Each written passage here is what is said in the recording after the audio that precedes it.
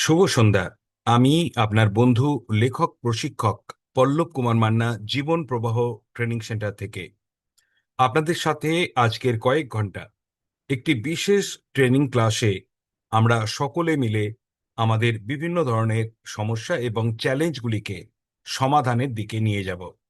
আপনাদের প্রত্যেককে আমি পল্লব কুমার মান্না, লেখক, প্রশিক্ষক, জীবন প্রবাহ পত্রিকা এবং ট্রেনিং সেন্টার থেকে জানাই আন্তরিক শুভেচ্ছা এবং অভিনন্দন। আজকে আমাদের টপিক এলআইসি এজেন্টদের, বিশেষ করে নতুন এলআইসি এজেন্টদের যে সমস্ত রিয়েল লাইফ বা বাস্তব জীবনের সমস্যা এবং চ্যালেঞ্জগুলো আসে, সেগুলো আমরা মোকাবিলা করার দিক নির্দেশনা এবং সমাধান করার পথ নির্দেশনা খুঁজে বের করব আজকের ট্রেনিংয়ে। তো চলুন আজকে আমরা একেবারে সরাসরি সেই জায়গায় চলে যাই। নতুন এজেন্ট, পুরানো এজেন্ট, একটা তো পার্থক্য থাকেই। একেবারে নতুন এজেন্টদের সবচেয়ে বড় সমস্যা যে তাদের নলেজ লেভেল, স্কিল লেভেল, পরিচিতি লেভেল, কনফিডেন্স লেভেল সবকিছুই পুরাতনদের থেকে একটু কম। এবং আর একটা জায়গা, experience in the business, experience about the customer and customer psychology খুবই অল্প জায়গায় থাকে সাধারণভাবে। কারণ বেশিরভাগ এলআইসি এজেন্টই সরাসরি এলআইসিতে নিয়োগ হয়। আবার কিছু এজেন্ট রয়েছেন যারা অন্যান্য জায়গায় কাজ করেছেন, পরে এলআইসিতে যোগদান করেছেন। তাদের এক্সপিরিয়েন্স এবং তাদের হয়তো বিভিন্ন স্কিল ডেভেলপ হয়ে থাকতে পারে, কিন্তু এলআইসির নিজস্ব নলেজ, এখানকার কেরিয়ারের বিশেষত্ব, এগুলো নিয়ে তাদের বিভিন্ন ধরনের সমস্যা থাকতে পারে। তো চলুন আমি প্রথমে আপনাদের যে সমস্ত রিয়েল লাইফ চ্যালেঞ্জগুলো আসে সেগুলো নিয়ে আমি একবার দেখিয়ে দেবো যে রিয়েল লাইফ চ্যালেঞ্জ আপনারা মোটামুটি ভাবে কোন কোন রিয়েল লাইফ চ্যালেঞ্জ আপনারা ফেস করেন। ওকে, তারপর আমরা সমস্যার সমাধানের দিকে যাব। আশা রাখি আপনারা এই স্ক্রিনটা দেখতে পাচ্ছেন। আমি এটাকে ফুল স্ক্রিন করে দিচ্ছি এবং দেখতে পাবেন।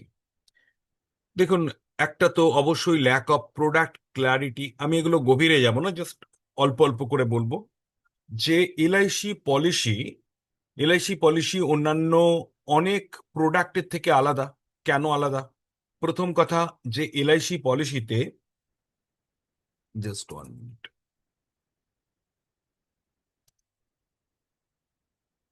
আমি আরেকবার শেয়ার করব।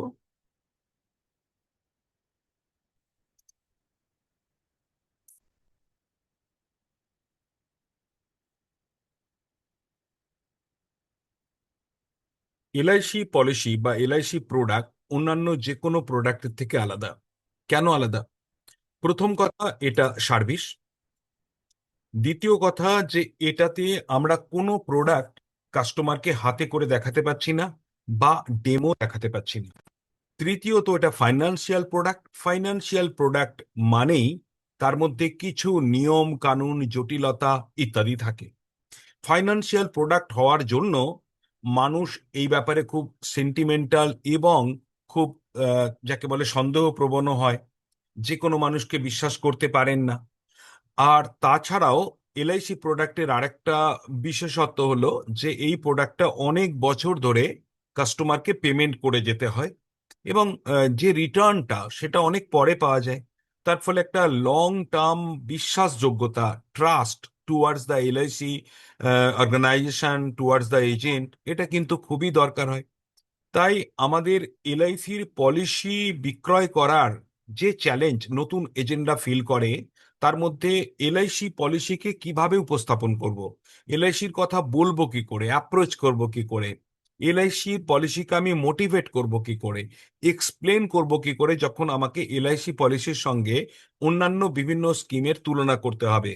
Bank, post office, real estate, ওটা পলিসি নয় যদিও, কিন্তু তবু ইনভেস্টমেন্ট অ্যাঙ্গেলে রিয়েল এস্টেট, গোল্ড, আপনার তারপরে অবশ্যই মিউচুয়াল ফান্ড, শেয়ার মার্কেট, এই ধরনের বিভিন্ন স্কিমের সাথে তুলনামূলক আলোচনা, কোনটা বেটার, কেন বেটার, আপনার জীবনে কেন, কতটা লাগবে, কোন পলিসিটা ভালো ইত্যাদি। যে এই যে টোটাল একটা প্রোডাক্ট ক্লারিটি, এটা নতুন এজেন্টদের জন্য একটা খুবই কঠিনতা তৈরি করে।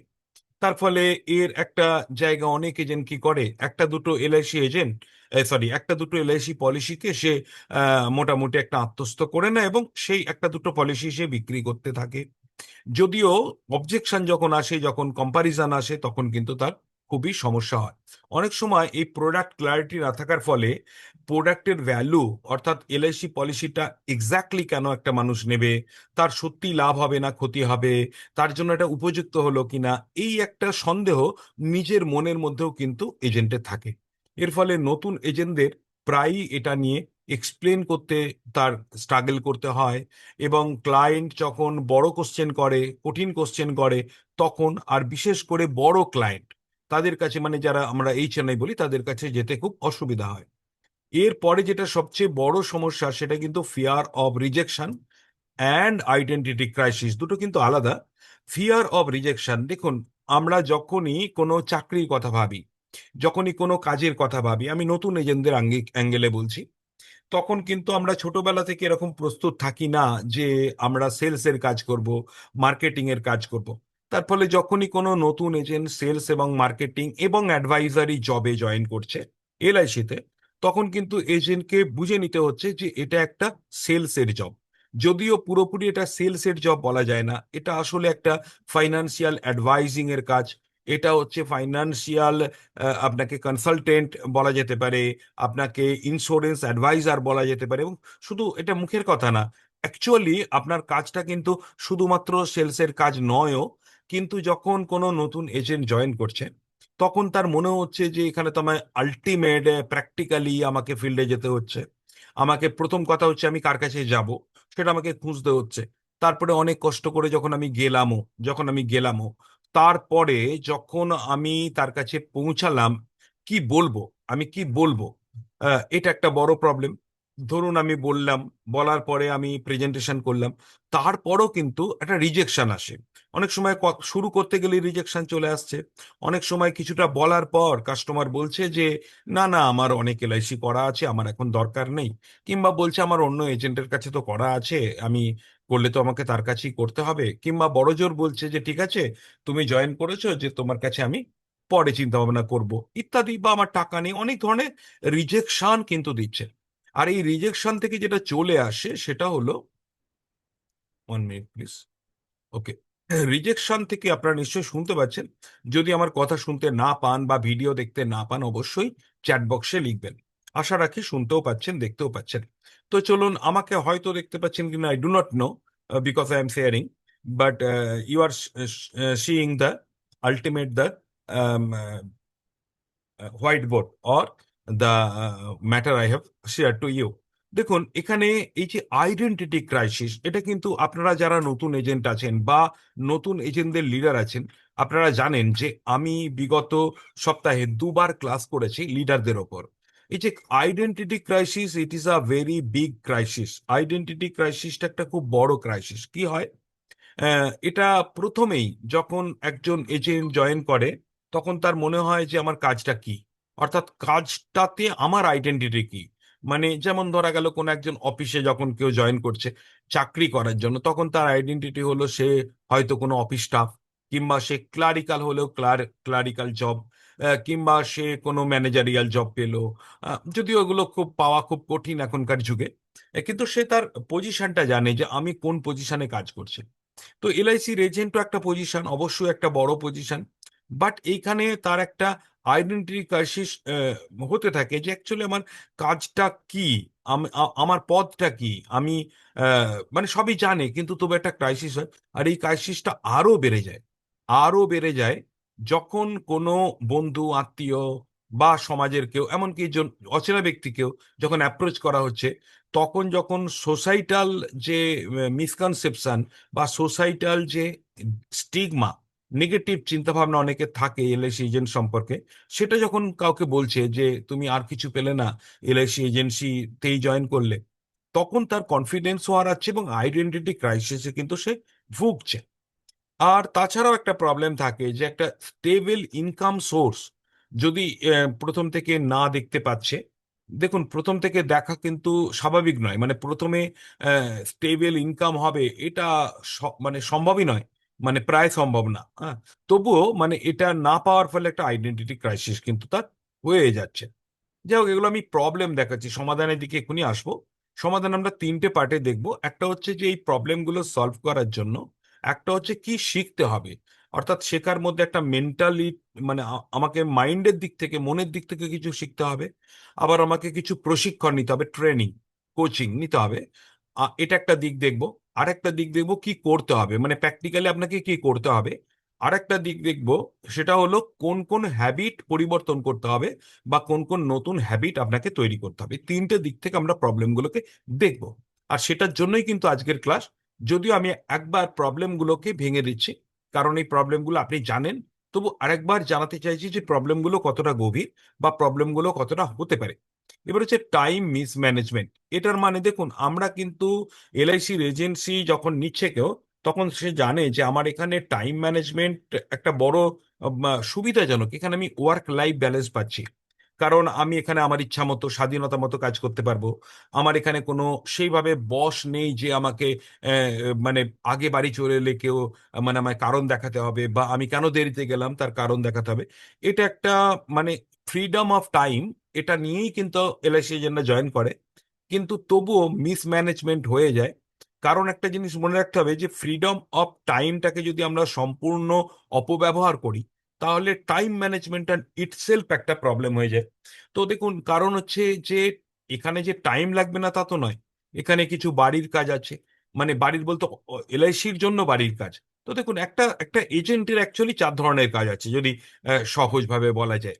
একটা হলো তার নিজের কিছু কাজ থাকে প্রত্যেক মানুষের। আমি এলআইসির কাজ বাদ দিয়ে বলছি, নিজের কিছু ব্যক্তিগত, কিছু ফ্যামিলি ওয়ার্কস, কিছু না কিছু থাকে।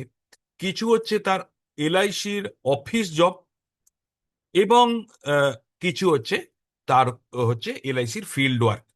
এই যে চারটে কাজ, আহ, এছাড়াও আরো অনেকগুলো কাজ আছে, চারটে মেন কাজ যেটা রোজ করতে হবে। কিন্তু এর বাইরে যেমন ধরুন ধরুন কিছু সোশ্যাল কাজ আছে, কিছু উৎসব অনুষ্ঠানে যোগদান করা, কিছু মিটিং টিটিং এ যোগদান করা। এছাড়াও যেগুলো আমি অফিসের কাজ বললাম বা ফিল্ডের কাজ বললাম, এলআইসি সংক্রান্ত, এটারও একটা পার্ট বাড়িতে করতে হয়। একটা পার্ট তার খাতাপত্র মেনটেনেন্স, তার রিভিউ ইত্যাদি, প্রিপারেশন, লিস্টিং, এগুলো করতে হয়। তো অর্থাৎ time management is very very important in life insurance agency, but time is always mismanaged, এবং এটা একটা বড় প্রবলেম। নতুনদের তো হয়ই হয়, পুরাতনদের তো হয়। নতুনদের হয় কেন? নতুনদের অনেকগুলো কারণে হয়। নতুনদের হওয়ার কারণে তারা প্র্যাকটিস নেই তাদের। তাদের এটা অনেক সময় ভালো লাগে না এই কাজগুলো ঠিক ঠিক করতে। দু একটা কাজ ভালো লাগে, দু একটা কাজ ভালো লাগে না, অভ্যাস নেই। তো এটার মধ্যে তারা মানে একটা প্রবলেমে পড়ে। ওকে, এরপরে ধরুন উইক ডিজিটাল প্রেজেন্স। এটা কিন্তু একটা প্রবলেম। দেখুন, এটা যদিও নতুন ইয়াং জেনারেশনের ক্ষেত্রে প্রবলেম হওয়া উচিত না, কিন্তু তবুও এখনো পর্যন্ত এলআইসির ক্ষেত্রে কিন্তু এটা একটা প্রবলেম।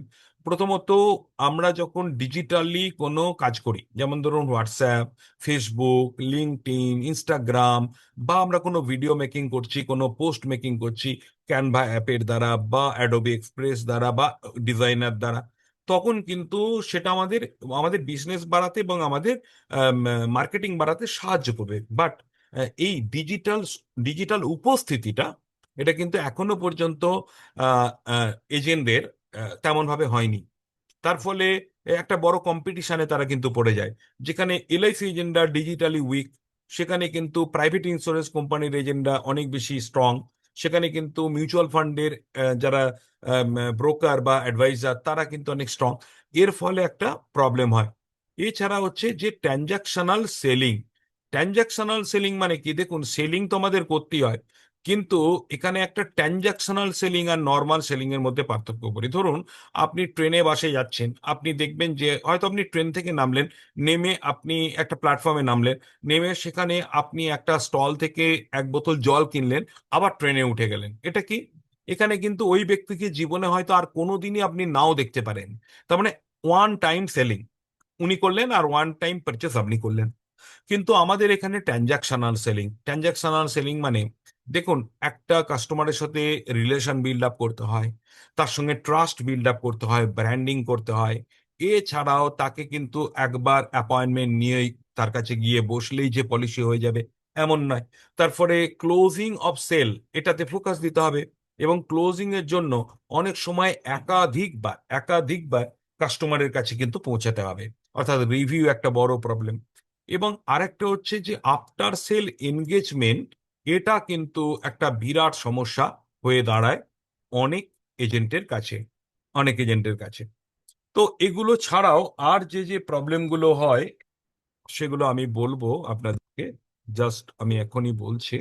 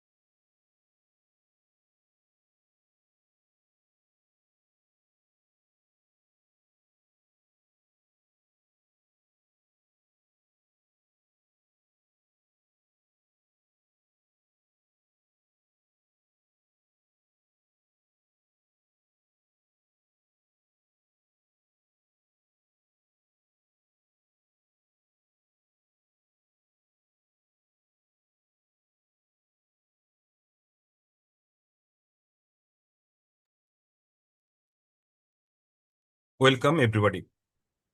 আমরা একটু আগে আমাদের সমস্যাগুলো দেখে নিয়েছি। এরপর আমরা প্রতিটা সমস্যা সমাধানের দিকে নিয়ে যাব এবং আপনাদের অনুরোধ করব যে আপনারা যেন অবশ্যই সেই সমাধানের বিষয়গুলোকে নোট রাখেন। একেবারে নতুন এজেন্টদের সমস্যা। তো আমি এখানে আপনাদেরকে আমি ওয়ার্ড ফাইলে দেখাবো, তারপরে আমি পাওয়ার পয়েন্ট প্রেজেন্টেশনেও দেখাবো। আহ, এগুলোকে আমি স্লাইড করে পরে প্রেজেন্টেশনে দেখাবো। ওকে। তো দেখুন, rejection roller coaster, this is the most important problem or most important issue and insurance agent, একজন ইন্স্যুরেন্স এজেন্টের সবচেয়ে বড় সমস্যা এই rejection roller coaster. What is that thing? Rejection roller coaster, দেখুন, আহ, আমরা যখন নাগরদোলায় চড়ি তখন কি আমাদের ভয় লাগে? ভয় তো লাগে। কেন লাগে? মানে একটা ফিলিং হয় যে আমরা মানে এটা কি ফিলিং সেটাকে বোঝানো যাবে না, বাট ভয় লাগে। কখন লাগে? দেখুন, যখন আপনি নাগরদোলা থেকে নিচের দিকে নেমে আসছেন তখন কিন্তু ভয় লাগার কথা নয়, বা নিচের অংশে। কিন্তু মনে রাখবেন যে নাগরদোলায় বেশিরভাগ সময় 90% টাইম ভয় লাগছে। অর্থাৎ কি হয়, আমাদের যে একদম পলিসি বিক্রি হয় না তা নয়, আমাদের যে মানে সবাই রিজেক্ট করে এমন নয়, কিন্তু এত বেশি রিজেকশন হয়, এত বেশি অবজেকশন আসে যে আমরা, অন্তত নতুন এজেন্টরা, ভয় পেয়ে যায় অত্যন্ত। যখন অনেকের অনেক বছর হয়ে যায় তখন তার একটু সহজ হয়ে যায় এই রোলার কোস্টারটা। একবার ভাবুন, ধরুন একজন মাসের পর মাস নাগরদোলায় চড়ছে, মানে রোলার কোস্টারে চড়ছে, তার কিন্তু অভ্যাস হয়ে যাবে। সে জানে একবার একটু গাটা শিরশির করবে, বাট বাকি সময় আবার ঠিক থাকবে। অর্থাৎ যখনটা শুধু শিরশির করা, শুধু সেইটুকুই করবে, বা অনেক সময় তার আর কখনোই ভয়ই লাগবে না। কেন হয় এটা? অভ্যাসের দ্বারা। Yes or no? কিন্তু নতুন এজেন্টের সমস্যা এটাই যে তার কিন্তু প্রথমবার চড়ছে, বা কয়েকবারই চড়ছে, হয়তো দু চারবার, তখন অভ্যাস হয়নি। তখন কি হলো? তখন কিন্তু তার বেশিরভাগ সময় ভয় লেগে যাচ্ছে, কারণ বেশিরভাগ রিজেকশন আসছে। মানে একজন নতুন এজেন্ট যদি 10 জন প্রবাবেল ক্লায়েন্টকে অ্যাপ্রোচ করে, তো যদি দেখা যায় যে 8 জনই তাকে কিছু না কিছু রিজেক্ট করে দিল, যে না আমি এখন এই ব্যাপারে ভাবছি না, কিংবা বললো যে ভাই তুমি এলআইসি ছাড়া অন্য ব্যাপারে কথা বলো, কিংবা বোন তুমি এই ব্যাপারটা বাদ দাও, কিংবা বললো যে আমার অনেক এলআইসি করা আছে, কিংবা বললো যে এলআইসি আমার এখন করা সম্ভব না, আমার আগের এলআইসি গুলোই চালাতে পারছি না। এই যে কথাগুলো বিভিন্ন জন বলছে, এই যে বলছে, এতে করে কি হচ্ছে? এক মিনিট। এতে করে কি হচ্ছে? এতে করে যেটা হচ্ছে সেটা হলো যে একটা রোলার কোস্টারের ভয় লাগছে। কিন্তু মনে রাখবেন, আপনাকে এই ভয় জয় করতে হবে। কেন করতে হবে? তার কারণ, তার কারণ যে রিজেকশন না থাকলে এজেন্টের অস্তিত্ব নেই। Yes or no? রিজেকশন না থাকলে এজেন্টের কিন্তু অস্তিত্ব নেই। কারণ যদি কাস্টমার এলআইসির প্রতি তার অনীহা না থাকতো, অনীহা থাকা মানে এই নয় যে সে কেনে না, তাহলে এত পলিসি বিক্রি হয় কি করে? 35 কোটি পলিসি হোল্ডার রয়েছে আমাদের, বৃহত্তম ইন্স্যুরেন্স কোম্পানি আমরা এশিয়ার বুকে। তো একবার ভেবে দেখুন যে এত মানুষ, এশিয়া কেন, অ্যাকচুয়ালি পৃথিবীতে এত ক্লায়েন্ট কি কারো আছে কোনো ইন্স্যুরেন্স সংস্থা? কোনো দেশেরই তো এত বড় জনসংখ্যা, আমেরিকার জনসংখ্যার থেকেও বেশি আমাদের কাস্টমার সংখ্যা। তাই এটা মনে রাখবেন যে কিনবে, বাট অনীহা আছে, তাহলে সহজে কিনবে না। তাহলে এই যে সহজে কাস্টমাররা কেনে না, এই যে বারবার তারা না করে, এতে করে কি হচ্ছে? এতে করে হচ্ছে কি যে নতুন এজেন্টরা ভয় পাচ্ছে। কিন্তু মনে রাখবেন, রোগ না থাকলে যেমন ডাক্তারের দরকার নেই, তেমনি মানুষের আপত্তি না থাকলে এলআইসি পলিসির দরকার নেই, সরি এলআইসি এজেন্টের দরকার নেই। কেন? কারণ দেখুন, আপনার কাজটা কি? আপনার অনেক কাজ আছে, কিন্তু প্রাইমারি কাজ কি? যে মানুষটা এলআইসি এড়িয়ে যাচ্ছে তাকে এলআইসি প্রতি আশ্বস্ত করানো, বিশ্বস্ত করানো, এবং এলআইসির ভ্যালুটা তাকে ধরিয়ে দেয়া, তাকে এলআইসিটাকে ইম্পর্টেন্ট একটা পারিবারিক প্রয়োজনীয়তায় রূপান্তরিত করা, এবং তার হাজারো সমস্যা থাকলেও এলআইসি নেওয়াটাকে বিলম্ব না করে এলআইসি কেনাটাকে ত্বরান্বিত করা, মানে স্পিড আপ করা, এবং এলআইসিটাকে একটা আর্জেন্সি এমার্জেন্সির রূপ দেয়া। যেমন ধরুন, আমাদের একদিন রান্নার গ্যাস ফুরিয়ে গেলে আমাদের কিন্তু পরে সাথে সাথেই লাগে, কিন্তু অর্থাৎ একদিনও কিন্তু আমাদের অফ করা যাবে না। সেরকম আমাদের এলআইসিটাও কিন্তু সেরকম এমার্জেন্সি অ্যান্ড আর্জেন্সি রূপান্তর করা, এটা কিন্তু আমাদের কাজ। কিন্তু সমস্যাটা কোথায়? নতুন এজেন্টদের এই এই অনুভূতিটা দুটো কারণে আসে না। একটা হচ্ছে তারা এইরকম পরিস্থিতিতে পড়েননি। আর বিশেষ করে এখন যারা ইয়াং জেনারেশনের ছেলে মেয়ে, তাদের তো খুব বেশি স্ট্রাগেল। দেখুন, পড়াশোনা করার সময় অবশ্যই স্ট্রাগল করতে হয়েছে, চাকরি পাওয়ার জন্য, রোজগারের জন্য প্রচুর স্ট্রাগল করতে হচ্ছে। কিন্তু এই যে মানুষের কাছে গিয়ে রিজেকশন সহ্য করার যে স্ট্রাগেল, না শোনার যে স্ট্রাগেল, এটা এক ধরনের স্ট্রাগেল। এটা হয়তো তারা অভ্যস্ত নয়।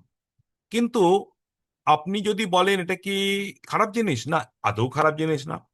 কারণ রোগ যেমন মানুষের শরীরে থাকে, তার ট্রিটমেন্ট এবং তার নির্ধারণ এবং ট্রিটমেন্ট করে রোগী, মানে রোগী প্রথমে, তারপরে ডাক্তার। প্রথমে আগে ঠিক রোগী ভাবে তো যে আমার রোগ হয়েছে, বা তার বাড়ির লোক নির্ধারণটা প্রথমে করে, মানে অন্তত সূচিত করে, তারপরে নির্ধারণ করে ডাক্তার। এলআইসির ক্ষেত্রে কি হয়? ফাইন্যান্সের যে রোগ হয়েছে, এটা তার পরিবার অনেক সময় বুঝতেই পারে না।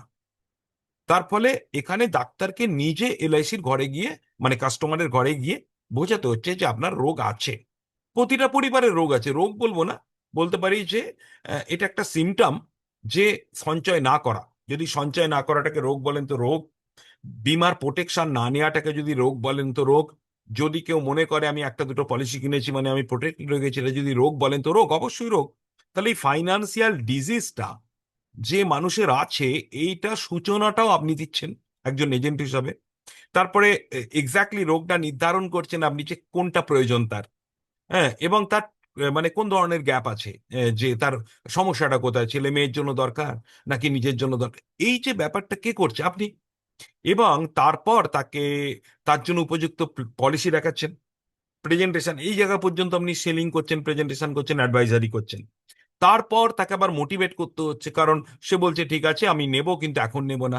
তাকে মোটিভেট করা।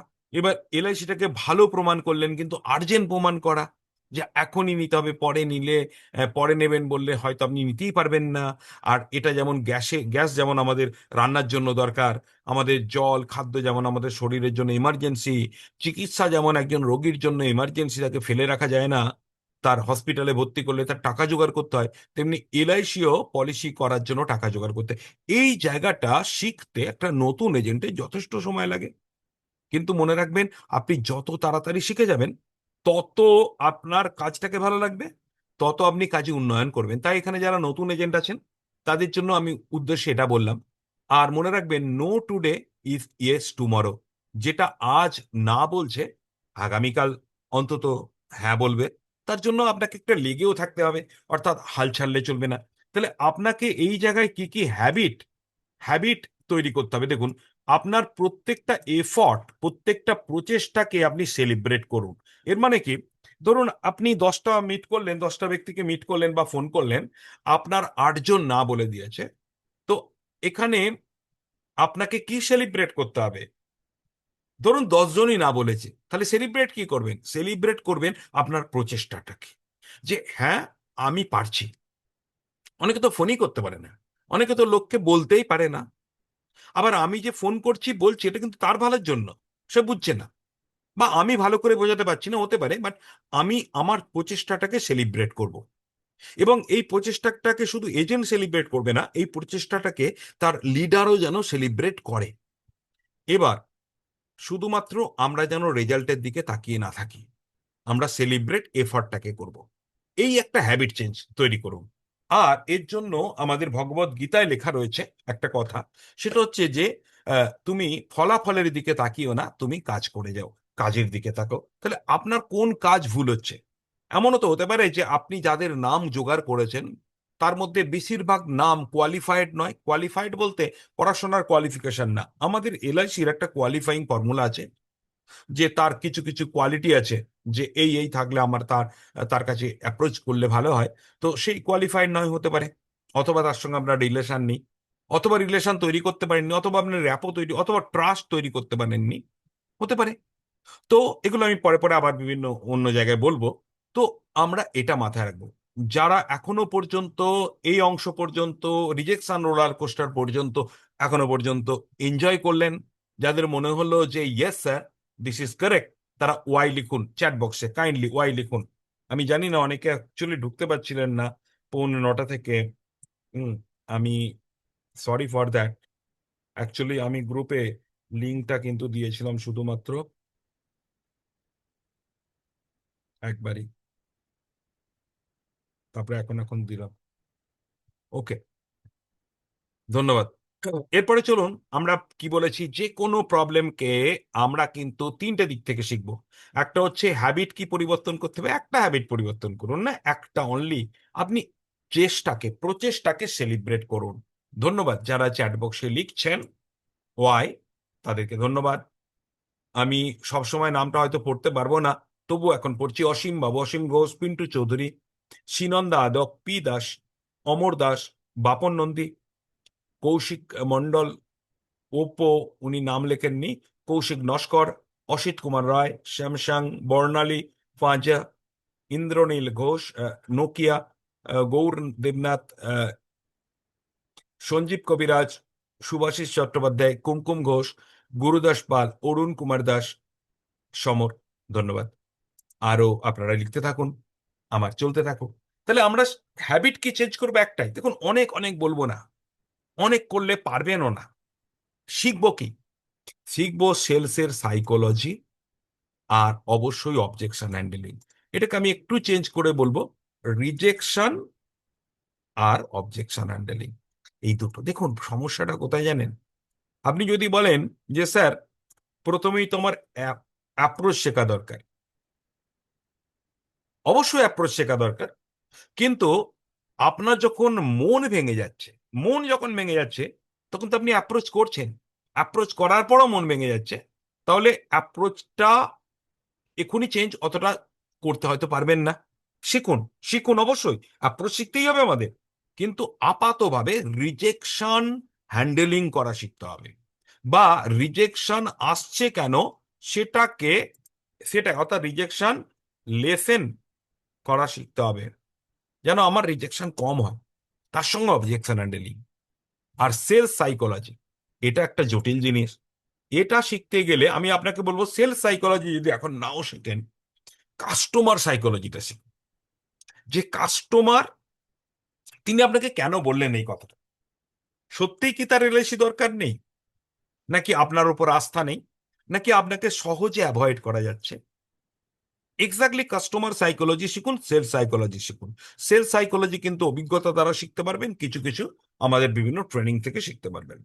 এবার দেখুন কি করতে হবে। এই যে রিজেকশন রোজ হচ্ছে, এরপরে কি করতে হবে? তাহলে মেন কাজ যেটা করতে হবে, রিজেকশন হ্যান্ডেলিং এবং অবজেকশন হ্যান্ডেলিং শিখতে হবে। এর সঙ্গে আনুষঙ্গিক আরো কিছু শিখতে হবে। অবশ্যই আপনার রিলেশন বিল্ডিং, র্যাপো বিল্ডিং, আপনার গুড প্রসপেক্টিং আইডিয়া এবং কোয়ালিফাইং আইডিয়া এবং অ্যাপ্রোচ টেকনিক, হুকিং শিখতে হবে, অ্যাপয়েন্টমেন্ট টেকিং টেকনিক শিখতে হবে। সেগুলোর জন্য আমি পরে আসছি, কারণ আরো অনেক আমাদের সমস্যা আছে, সেগুলো ট্যাকেল করব। তখনও দেখব আরো কিছু শিখতে হবে।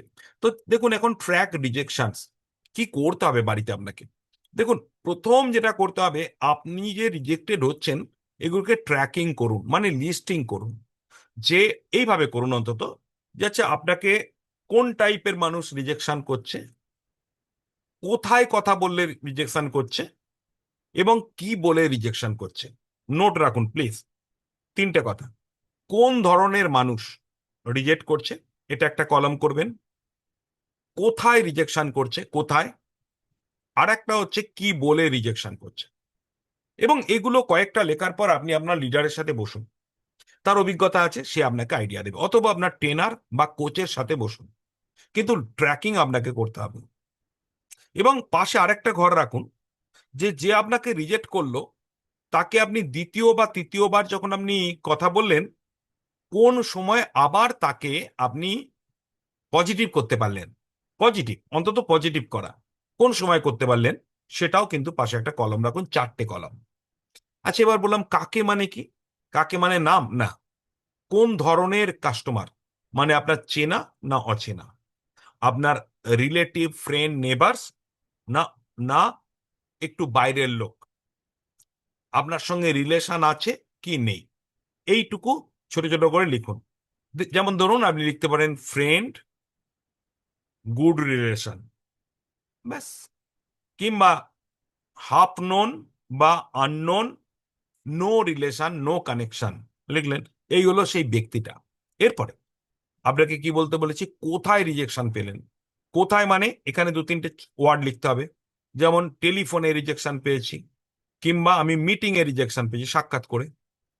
এবার হচ্ছে মিটিংটা কোথায় করেছিলেন, দোকানে, রাস্তায়, না বাড়িতে, কোথায় করেছিলেন, এটা লিখতে হবে। আর মানে বললাম কোথায় রিজেকশন হয়েছে। আরেকটা জিনিস লিখতে হবে, কোন পর্যায়ে, সেলসের কোন পর্যায়ে। সেলসের কয়েকটা পর্যায়ে আছে আমরা জানি। তো যারা একদম নতুন তাদের জন্য আমি বলে দিই, সেলসের একটা পর্যায়ে হচ্ছে অ্যাপয়েন্টমেন্ট, আর একটা পর্যায়ে হচ্ছে অ্যাপ্রোচ। আমি কয়েকটা পর্যায়ে ভাগ করে দিচ্ছি।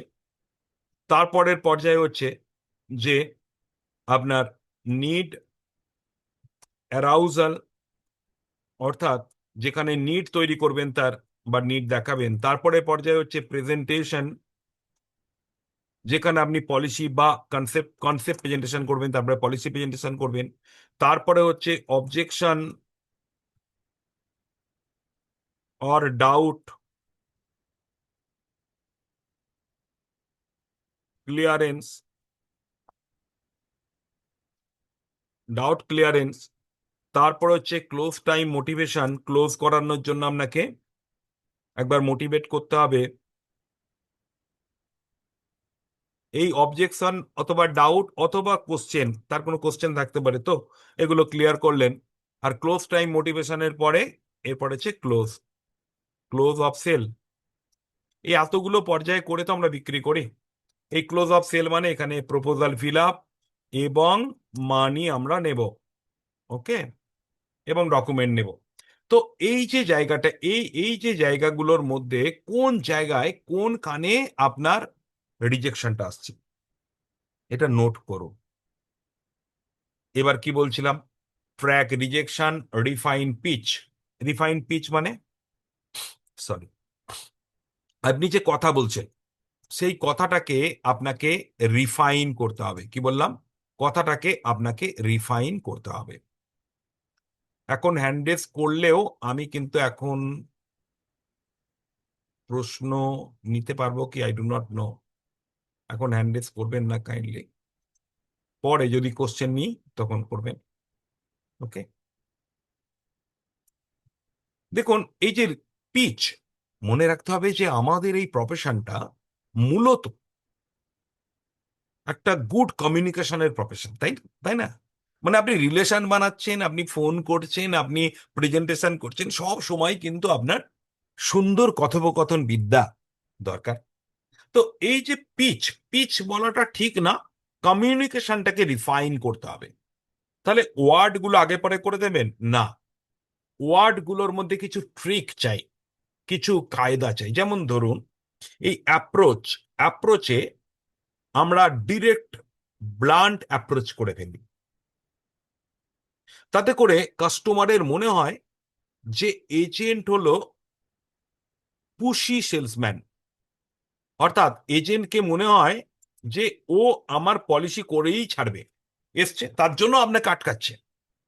তাই আপনার অ্যাপ্রোচটা যদি পুশি হয়ে যায়, যদি এরকম হয়ে যায় যে আহ, দাদা, আপনি তো হয়তো জানেন, হয়তো জানেন না যে আমি এলআইসিতে জয়েন করেছি। অনেকে তো আবার বলে দেয় আমি এলআইসিতে নেমেছি।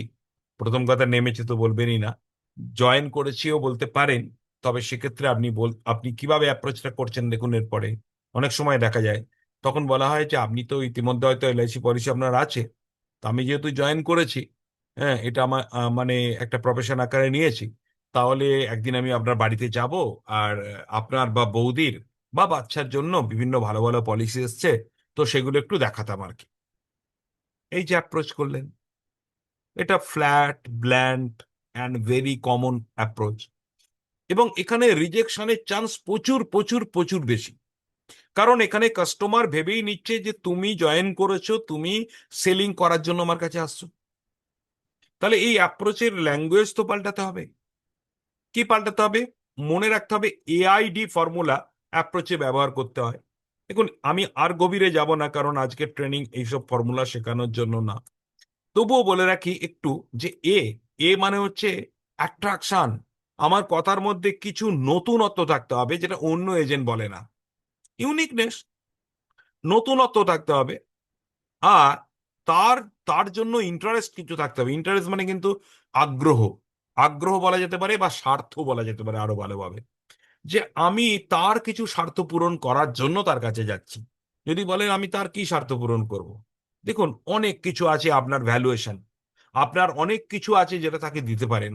কি দিতে পারেন এটা দেখাতে হবে কখন, অ্যাপ্রোচের সময়। আর এমন কিছু বলুন জানো, যেন তার মনে হয় যে আমার আরো জানতে ইচ্ছা করছে। দেখবেন আমরা যখন টিভিতে কোনো সিরিয়াল দেখি বা ওয়েব সিরিজও দেখি, একটা দেখার পর দ্বিতীয়টা দেখার জন্য আমাদের টান লাগে। যদি দিনে একটা দেখি তো পরের দিনের জন্য আমরা ওয়েট করি। কেন করি? কারণ হচ্ছে এমন কিছু ওখানে অজানা থেকে গেল যেটা আমার জানার ইচ্ছা। তাহলে আপনার এই গল্পে ওইটুকু সময় গল্প, ওই গল্পের মধ্যে এমন কিছু বলুন যাতে করে তার জানার ইচ্ছা হবে, তার ফ্যামিলির জন্য, তার নিজের জন্য। এটা হলো অ্যাপ্রোচ। তো অ্যাপ্রোচ, এটা পুরো টেকনিকটা তো শিখতে হবে অবশ্যই। আর একটা জিনিস, আমাকে প্রশ্নও করতে হতে পারে, কোনো ছোট্ট উদাহরণ দিতে হতে পারে, কোনো তথ্য দিতে হতে পারে। অর্থাৎ আমাকে অ্যাপ্রোচের বেশ কিছু টেকনিক জানা দরকার। তো আমাদের যেটা নিয়ে কথা বলছিলাম, যে এই রিফাইন পিচ, অর্থাৎ পিচ মানে কথোপকথনটা আমাকে রিফাইন করেই যেতে হবে, করেই যেতে হবে, আরো করে যেতে হবে, কারণ এর কোনো শেষ নেই, আদি অন্ত। মানে আদিও ছিল না, অন্তও নেই। কারণ সেলস এমন একটা সায়েন্স যেটা ফিজিক্সের মতো নয়। একেবারে একবার E=mc² ফর্মুলা আবিষ্কার করে দিয়ে গেছে আইনস্টাইন, আর এটাই সারা পৃথিবীতে চলবে এমন নয় কিন্তু। আপনার সেলসের একটা কোনো স্পিচ সবাইকার কাছে চলবে এমন নয়, কিন্তু আপনাকে বেসিক পরিকাঠামো এবং কাঠামোটা জানতে হবে। তো যাই হোক, আপনি রিজেকশনকে ট্র্যাক করুন, এবং আপনি পিচকে রিফাইন করুন, এবং ফলো আপ করুন। কেন দেখুন, ফলো আপ কখন করবো? আপনি বলবেন স্যার ফলো আপ কাকে করবো? যে আমাকে রিজেক্ট করলো তাকে? রিজেক্ট করলেও ফলো আপ করা যায়। এরপরে আপনি পলিসি করাবার জন্য ফলো আপ নাও করতে পারেন, রিলেশন বাড়ানোর জন্য করতে পারেন, তাকে কিছু দেওয়ার জন্য করতে পারেন, তার সাথে সম্পর্ক বৃদ্ধির জন্য করতে। যদি ফোন না ধরে, যদি তার বাড়িতে দেখা না করতে যাওয়া যায়, তাহলে হোয়াটসঅ্যাপে করুন, আপনি সোশ্যাল মিডিয়ায় করুন ফলো আপ। ইয়েস, তার যেটা ল্যাক ছিল, সে আপনাকে আপনাকে ভ্যালু দিচ্ছিল না, আপনাকে চেনে না ভালো করে, মানে এজেন্ট হিসাবে, তো ওটা দেখান। মানে অহংকার করে না, রাগ করে না, কারণ জানবেন এটাই প্রসেস। তো এই তিনটে জিনিস আমি যারা লিডার আছেন তাদের বলবো, you have to make them practice. নতুন এজেন্টদেরকে প্র্যাকটিস করান, এবং এজেন্টদেরকে বলবো নিজেরা শিখুন সেলস সাইকোলজি, রিজেকশন কমানো এবং অবজেকশন হ্যান্ডলিং এর টেকনিকগুলো। কারণ এইগুলো নিজেকেই শিখতে হবে।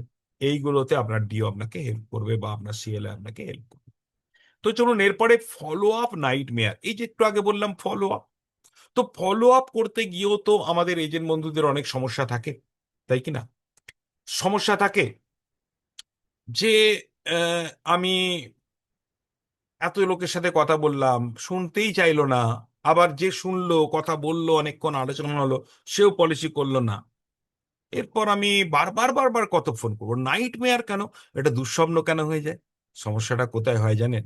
আপনি যতবার ফোন ধরছেন ততবার যদি তিনি ধরেন বা কিছু একটা অজুহাতও দেন, তাহলেও নাইট মেয়ার হবে না।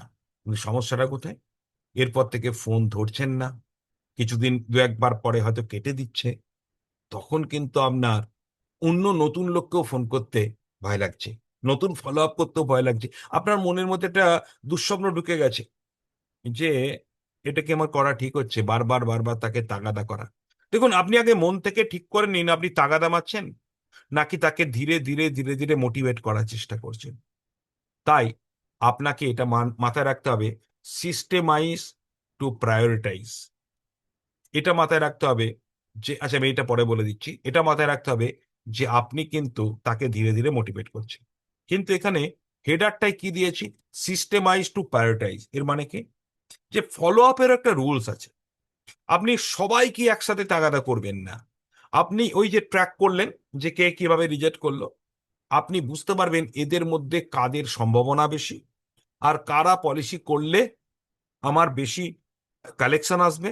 আরেকটা জিনিসও বুঝতে পারবেন, এমনও ব্যক্তি থাকবে যে পলিসি যদি নাও করে, তাকে ধরে থাকলে আগামী দিনে আপনি তার থেকে অনেক রেফারেন্স পেতে পারেন, অনেক পাবলিসিটি পেতে পারেন। তাহলে আপনাকে প্রায়োরিটাইজ করতে হবে প্রতিদিন, এটাকে সিস্টেমে তৈরি ফেলে দিতে হবে। সিস্টেমে ফেলা মানে কি, আপনি আজকে যাদেরকে মিট করে এলেন, তাদেরকে কবে ফলো আপ করবেন এটা আর আপনার লেখা হলো না। তাহলে আপনার হঠাৎ ভুলে গেলেন, হঠাৎ করে 5 দিন পরে ফোন, এটা না করে আজকে যাদেরকে মিট করে এলেন তাদের ওপর আজকেই, তাদের খাতার ওপর, মানে আমরা তো প্রসপেক্টিং লিস্ট থাকার কথা, সেই প্রসপেক্টিং লিস্ট খাতার ওপর আপনি কি করবেন, আপনি তাদের ওপর ডেট লিখে দিন যে চলো একে আমি বুধবার দিন আবার, মানে আজকে বুধবার, তো আমি নেক্সট শুক্রবারে ফোন করছি।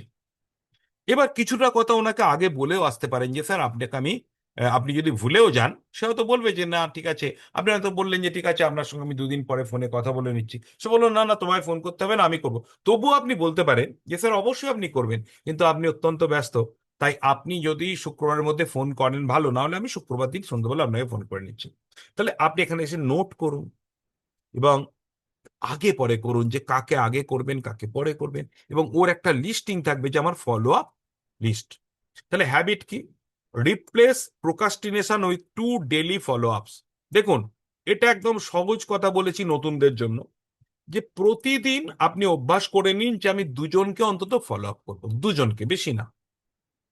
তাহলে আপনার প্রোকাস্টিনেশনটা, অর্থাৎ আপনার বিলম্ব করায় যে ফলো আপ করতে ভয় লাগে, যে ধরবে কিনা, শুনবে কিনা, কি বলবো, এটা কিন্তু আপনার কেটে যাবে। তাহলে এটা হ্যাবিট, যে প্রতিদিন আমি 2টো করে ফলো আপ করব। এবার চলুন কি শিখতে হবে। দেখুন, টাইম ম্যানেজমেন্ট। এখানে এইজেন হোভার মেট্রিক্স বলে একটা মেট্রিক্স আছে, এটা কিন্তু একটু জটিল। সেটা হচ্ছে টু ডু লিস্ট কিভাবে করতে হয়, সেটা যখন আমার কোনো কোর্স করবেন আমি শেখাবো। প্রায়োরিটি কি করে করে, হ্যাঁ, ABCD, এবং সেই ABCDর কতকগুলো স্পেশাল টেকনিক আছে। মনে রাখবেন, টাইম হচ্ছে সবচেয়ে গুরুত্বপূর্ণ জিনিস আপনার জীবনে, আর দ্বিতীয় গুরুত্বপূর্ণ হচ্ছে কাস্টমার বা মানুষ, মানে আপনার প্রফেশনাল জীবনের কথা বলছি। ব্যক্তিগত জীবনে তো অনেকেই গুরুত্বপূর্ণ, আপনি সবচেয়ে গুরুত্বপূর্ণ। কিন্তু প্রফেশনাল জীবনে সবচেয়ে গুরুত্বপূর্ণ টাইম এবং দ্বিতীয় গুরুত্বপূর্ণ ক্লায়েন্ট বা কমন পিপল। তো সেই জায়গা থেকে দাঁড়িয়ে time management is very very important. Time management না করতে পারলে ফলো আপ করতে পারবেন না, ভুলে যাবেন। তো টাইম ম্যানেজমেন্ট এখানে আপনাকে শিখতে হবে। আর কি করতে হবে? সিআরএম টুল, ব্যাচ ফলো আপ, এগুলো ব্যবহার করতে বলছি, বাট সিআরএম টুল তো আপনি ব্যবহার করতে পারবেন না এক্ষুনি, কারণ এগুলো কস্টলি। তাই আপনাকে বলবো ক্যালেন্ডার, তাতে কালার কোডিং দিয়ে রাখুন। ক্যালেন্ডার, বাংলা ক্যালেন্ডার বা ইংলিশ ক্যালেন্ডার ঝুলিয়ে রাখুন। তাতে আপনি বিভিন্ন কালার কোডিং, মানে কি, বিভিন্ন কালারের পেন দিয়ে আপনি ফলো আপেরটা আলাদা করে কালারিং করুন, অ্যাপয়েন্টমেন্টের আলাদা করে কালারিং করুন বা লিখে রাখুন ক্যালেন্ডারে। Okay, that that is the thing. অর্থাৎ ফলো আপ নাইটমেয়ারটা কাটবে কিন্তু শুধু একটা হ্যাবিটের দ্বারা এবং টাইম ম্যানেজমেন্টের দ্বারা। আর একটা জিনিস, যে এই নাইটমেয়ারটা বা এই যে পরে কি বলবো, দ্বিতীয়বার কি বলবো, এটা আপনাকে শিখতে হবে। একটা ক্লু দিয়ে দিই, বারবার ফোন না করে আপনাকে দ্বিতীয়বার হোয়াটসঅ্যাপ ব্যবহার করুন, সোশ্যাল মিডিয়া ব্যবহার করুন। আর তার সাথে আমার যেটা প্রথম প্রবলেম হচ্ছিল, যে রিজেকশন কেন আসছে, আমার রিলেশনশিপ বিল্ডিং, আমার অ্যাপ্রোচ টেকনিক, আমার অ্যাপয়েন্টমেন্ট নেওয়ার পদ্ধতি, এমনকি আমি শুরুতে কিভাবে তার সঙ্গে মিশছি টিশছি, এইগুলো চেঞ্জ করতে হবে। তো চলুন এরপরে, ম্যানেজিং ফাইন্যান্স অ্যান্ড পেশেন্স। এটা একটা এমন প্রবলেম যেটা কিন্তু মার্কেটের সঙ্গে তেমন যুক্ত নয়, একটু যুক্ত কিন্তু আপনার নিজের সঙ্গে যুক্ত। দেখুন, বেশিরভাগ নতুন এজেন্ট, বাই দ্য বাই, একবার আপনাদের ওখান থেকে বের করে নিয়ে এলাম এই জন্য যে আপনারা সরাসরি আমার মুখটা দেখতে পাচ্ছেন। একবার কিছু কথা শুনে নিন, আবার ওখানে নিয়ে চলে যাব। এই যে ফাইন্যান্স ম্যানেজমেন্ট, আমরা কিসের কাজ করি? আমরা মানুষের ফ্যামিলি ফাইন্যান্স ম্যানেজমেন্ট করি। আচ্ছা, আমাদের প্রোডাক্টে একদম নতুন এজেন্ডা, কাইন্ডলি খাতা পেন নিন এবং নোট রাখুন। খুব সহজ করে, খুব কয়েকটা সহজ কথা বলবো, মানে আমাদের কাজের সঙ্গে আমাদের নিজেদের টাকা পয়সার সম্পর্কটা একবার সহজ করে বলবো। তো দেখুন, আমরা কিসের কাজ করি? আমরা ফাইন্যান্স ম্যানেজমেন্টেরই কাজ করি। আচ্ছা, মানুষের সবচেয়ে গুরুত্বপূর্ণ, মানে সবচেয়ে প্রিয় জিনিস কোনটা? আমাদের পরিবারের মানুষদেরকে বাদ দিয়ে যদি ভাবি, তাহলে টাকা। আচ্ছা, আমরা কার ওপর কাজ করি? টাকার ওপর। তাহলে দেখুন, সবচেয়ে প্রিয় জিনিসের ওপর কাজ করি, অথচ আমাদের এত সমস্যা কেন? কারণ আমরা ঠিক মতো কাজ করি না।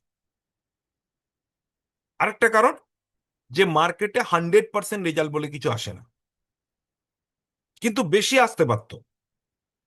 আচ্ছা, এবার চল, আমাদের প্রোডাক্ট কি কাজ করে? আমাদের প্রোডাক্ট তিনটে জিনিস দেয়। একটা হলো প্রোটেকশন দেয় ফ্যামিলিকে আর্থিকভাবে, আর একটা হলো সেভিংস শেখায় এবং সেভিংস করায় শেষ পর্যন্ত, খুব গুরুত্বপূর্ণ কথা। আর 3 নাম্বার, একটা ইনভেস্টমেন্ট ফান্ড, মানে যে কারণে মানুষ ইনভেস্ট করে, সেটা ইনভেস্টমেন্ট ফান্ডের দিকেও কিন্তু মানুষকে নিয়ে যায়। এর বাইরে আরো অনেক কিছু আছে। আচ্ছা, আমাদের কাজের ভ্যালু কোথায়? মানুষের ইনকাম বাড়াতে পারি কি আমরা? নো। তাহলে আমরা কি বাড়াতে পারি? আমরা মানে এজেন্টরা কি করতে পারে? ইনকাম বাড়াতে পারি না, কিন্তু খরচ কমাতে পারি। ইয়েস, খরচ কমাতে ডাইরেক্টলি পারি না। যদি তাকে আমরা একটা জোর করে হোক, বুঝিয়ে হোক, পলিসি করাতে পারি, তাহলে কিছু হলেও তো তার খরচ কমতে পারে বা সঞ্চয় বাড়াতে পারি। অর্থাৎ একটা কয়েনের দুটো দিক, খরচ কমানো অথবা সঞ্চয় বাড়ানো, কত করি। তাহলে আমরা কি করি? আমরা মানি ম্যানেজমেন্টের কাজ করি। Yes or no? আচ্ছা, ধরুন আপনি একটা কাস্টমারের কাছে গেলেন, তার যা ইনকাম হচ্ছে তাই খরচ হয়ে যাচ্ছে। আপনি তাকে কি বলবেন? এলআইসি পলিসি করার তো কথা বলবেনই বলবেন, কিন্তু যদি আপনি তাকে অ্যাডভাইস দেন, কি অ্যাডভাইস দেবেন? তাকে অ্যাডভাইস দেবেন যে স্যার, দুটো রাস্তা, একটা হচ্ছে ইনকাম বাড়ানো, আর একটা রাস্তা হচ্ছে খরচ কমানো। দুটোই কিন্তু আপনাকে একসাথে করা দরকার। তো আপনি যদি একটা কাস্টমারকে গিয়ে একই জায়গা বলেন, মানে এটা বলেন, তাহলে আপনার একটা কাজ হলো, মানে কাস্টমারকে অ্যাডভাইস দেওয়া হলো। আচ্ছা বলুন, এবার নতুন এজেন্টদের নিজেদের মানি ম্যানেজমেন্টের কি প্রবলেম হয়? দেখুন, নতুন এজেন্টদের বা যে কোনো এজেন্টেরই সাধারণভাবে ইনকাম এক জায়গায় দাঁড়িয়ে থাকে না, ফিক্সড স্যালারি নয়। কিন্তু নতুনদের এটা বেশি ওঠানামা করে। পুরাতনদের কি হয়, একটা রিনুয়াল কমিশন থাকে বলে যদি তার নতুন পলিসি বেশি না হয় তাহলে তার খুব একটা ফ্ল্যাকচুয়েট করে না। একটা মজার জিনিস দেখবেন, পুরাতন এজেন্টদের দুটো ভাগ আছে, একটা নর্মাল এজেন্ট, একটা সাকসেসফুল এবং হাই রাইজিং এজেন্ট। তো যাদের হাই রাইজিং এজেন্ট তাদের কিন্তু সবসময় টেনশন। কেন? তাদের গত মাসের ইনকামের থেকে এই মাসের ইনকাম হঠাৎ কমেও যেতে পারে বা বেড়ে যেতে পারে। কমে গেলে চিন্তা। কেন বাড়ে বলুন তো, বা কেন কমে? কারণ তারা রিনুয়াল কমিশনটার দিকে তাকায় না। কারণ রিনুয়াল কমিশন তো প্রায় একটা ফিক্সড, প্রায় একটা জায়গায় দাঁড়িয়ে থাকে মোটামুটি মোরাললেস। তো ধরা গেল কেউ রিনুয়াল কমিশন পেয়েছে 3 লাখ টাকা, আমি বড় এজেন্টের কথা বলছি, 1 বছরে। আর মাসে, আগের মাসে হয়তো সে ইনকাম করেছিল 1.5 লাখ টাকা, এই মাসে তার ইনকাম হয়ে গেল 50,000। তাহলে কি হবে? তার কিন্তু মন খারাপ হয়ে যাবে। কেন ফ্ল্যাকচুয়েট কি হলো? না, তার রিনুয়াল কমিশন অ্যাকচুয়ালি ধরুন, আমি ধরে নিচ্ছি অল্পই ছিল, 25-30 হাজার ধরুন, তার সঙ্গে কিন্তু গত মাসে 1.5 লাখ টাকা ধরুন ইনকাম করেছিল। তাহলে তার গত মাসের ইনকাম হয়ে গেছিল 1,75,000। আর এই মাসে তার রিনুয়াল কমিশন আবার 25-30 হাজার টাকা, এবং এই মাসে তার ফার্স্ট ইয়ার কমিশন হলো 50,000। তার মানে এই মাসে কিন্তু তার মাত্র 75,000। তার মানে 1 লাখ টাকার ঘাটতি হয়ে গেল। তার কিন্তু টেনশন হবে, আর এই টেনশনে সে কিন্তু আরো কাজ করবে। কিন্তু যারা নর্মাল এজেন্ট তাদের এই টেনশন কম হবে। কেন? তার কারণ তার গত মাসে রিনুয়াল কমিশন ছিল আমি ধরে নিচ্ছি 20,000, আর তার নিউ বিজনেসের ইনকাম ছিল ধরে নিচ্ছি 15,000। এ মাসে তার নিউ বিজনেসের ইনকাম ধরা গেল 10,000। তো কি এমন ফারাক হলো? অর্থাৎ তার জন্য যারা পুরাতন এজেন্ট কিন্তু খুব ভালো কাজ করেন না, তাদের খুব একটা আসে যায় না। বাট আসে যায় হতে হবে তো। তো এবার আমি বলি, নতুনদের কিন্তু হয়, কারণ রিনিউয়াল কমিশন ফ্ল্যাকচুয়েট করে। এবার সবচেয়ে সমস্যা হয় কি নতুনদের, ধরা গেল একজন নতুন এজেন্ট জয়েন করলো, সে প্রথম মাসে ভালো ইনকাম করলো, দ্বিতীয় মাসে ভালো ইনকাম করলো, তারপরে তার যাতায়াতে অসুবিধা হচ্ছে, সে একটা স্কুটি কিনে নিল, কিংবা একটা মোটর বাইক কিনে নিল, এবং তার ইএমআই পড়ে গেল, একটা মোবাইল কিনলো, তার ইএমআই পড়লো, এই আশায় যে আমার তো ইনকাম ভালো হচ্ছে। ধরা গেল 1 বছরও ভালো হয়ে গেল, তারপরে 1 বছর পর ইনকাম কমে গেল কোনো কারণে। কি কারণ আমরা সবাই প্রায় জানি, যে প্রথম বছর আমরা সঠিক প্রসেস মেনটেন করছি না, আমরা কিছু শিখছি না সেরকম, শুধু আমাদের যে চেনা শোনা বন্ধু বান্ধব আত্মীয় তাদের কাছে গিয়ে আমরা মোটামুটি বলছি, কাউকে রিকোয়েস্ট করছি, কাউকে কারো হয়ে তখনকার মতো টাকা দিয়ে দিচ্ছি, পরে সে টাকা দিয়ে দেবে, এইভাবে পলিসি করে নিচ্ছি, বিভিন্ন কম্পিটিশনও উইনার হয়ে যাচ্ছে। কিন্তু ততক্ষণে আমার শেখা উচিত ছিল, আমি শিখিনি। তার ফলে পরের বছর গিয়ে অর্ধ চেনা ব্যক্তির কাছে গিয়ে আমি কাজ করতে পারছি না, কারণ আমার ভান্ডারটা শেষ হয়ে এসছে। তখন কি হয়ে যাচ্ছে, কারণ আমার একদিকে তো আমার কাস্টমারের, চেনা কাস্টমারের ভান্ডার শেষ হলে অচেনা কাস্টমার ধরতে হবে, অচেনা কাস্টমার ধরতে গেলে জ্ঞানের ভান্ডার, স্কিলের ভান্ডার বাড়াতে হবে। নোট রাখুন প্লিজ। আর যদি এটা না করি তাহলে আমাদের সমস্যা কি হয়ে যাচ্ছে, পরের বছর ইনকাম কমে যাচ্ছে, কয়েক মাস পরেও কমে যেতে পারে। এছাড়াও ইন্স্যুরেন্সের নেচারটাই এমন যে প্রতি মাসে একই ইনকাম হবে, নাও হতে পারে। তার ফলে ইনকামের রোলার কোস্টারও কিন্তু আপনি চড়ছেন, এবং একটা লোন নেয়ার ফলে যদি ইএমআই না শোধ করা যাচ্ছে, অনেক সময় আর একটা লোন নিতে হচ্ছে। আমি কিন্তু 90% এজেন্টের কথা বলছি, 10% এজেন্টের কথা বলছি না। এমনও ঘটছে যে অনেক এজেন্ট এমন আছে যারা প্রথম বছর, beginning from the beginning of the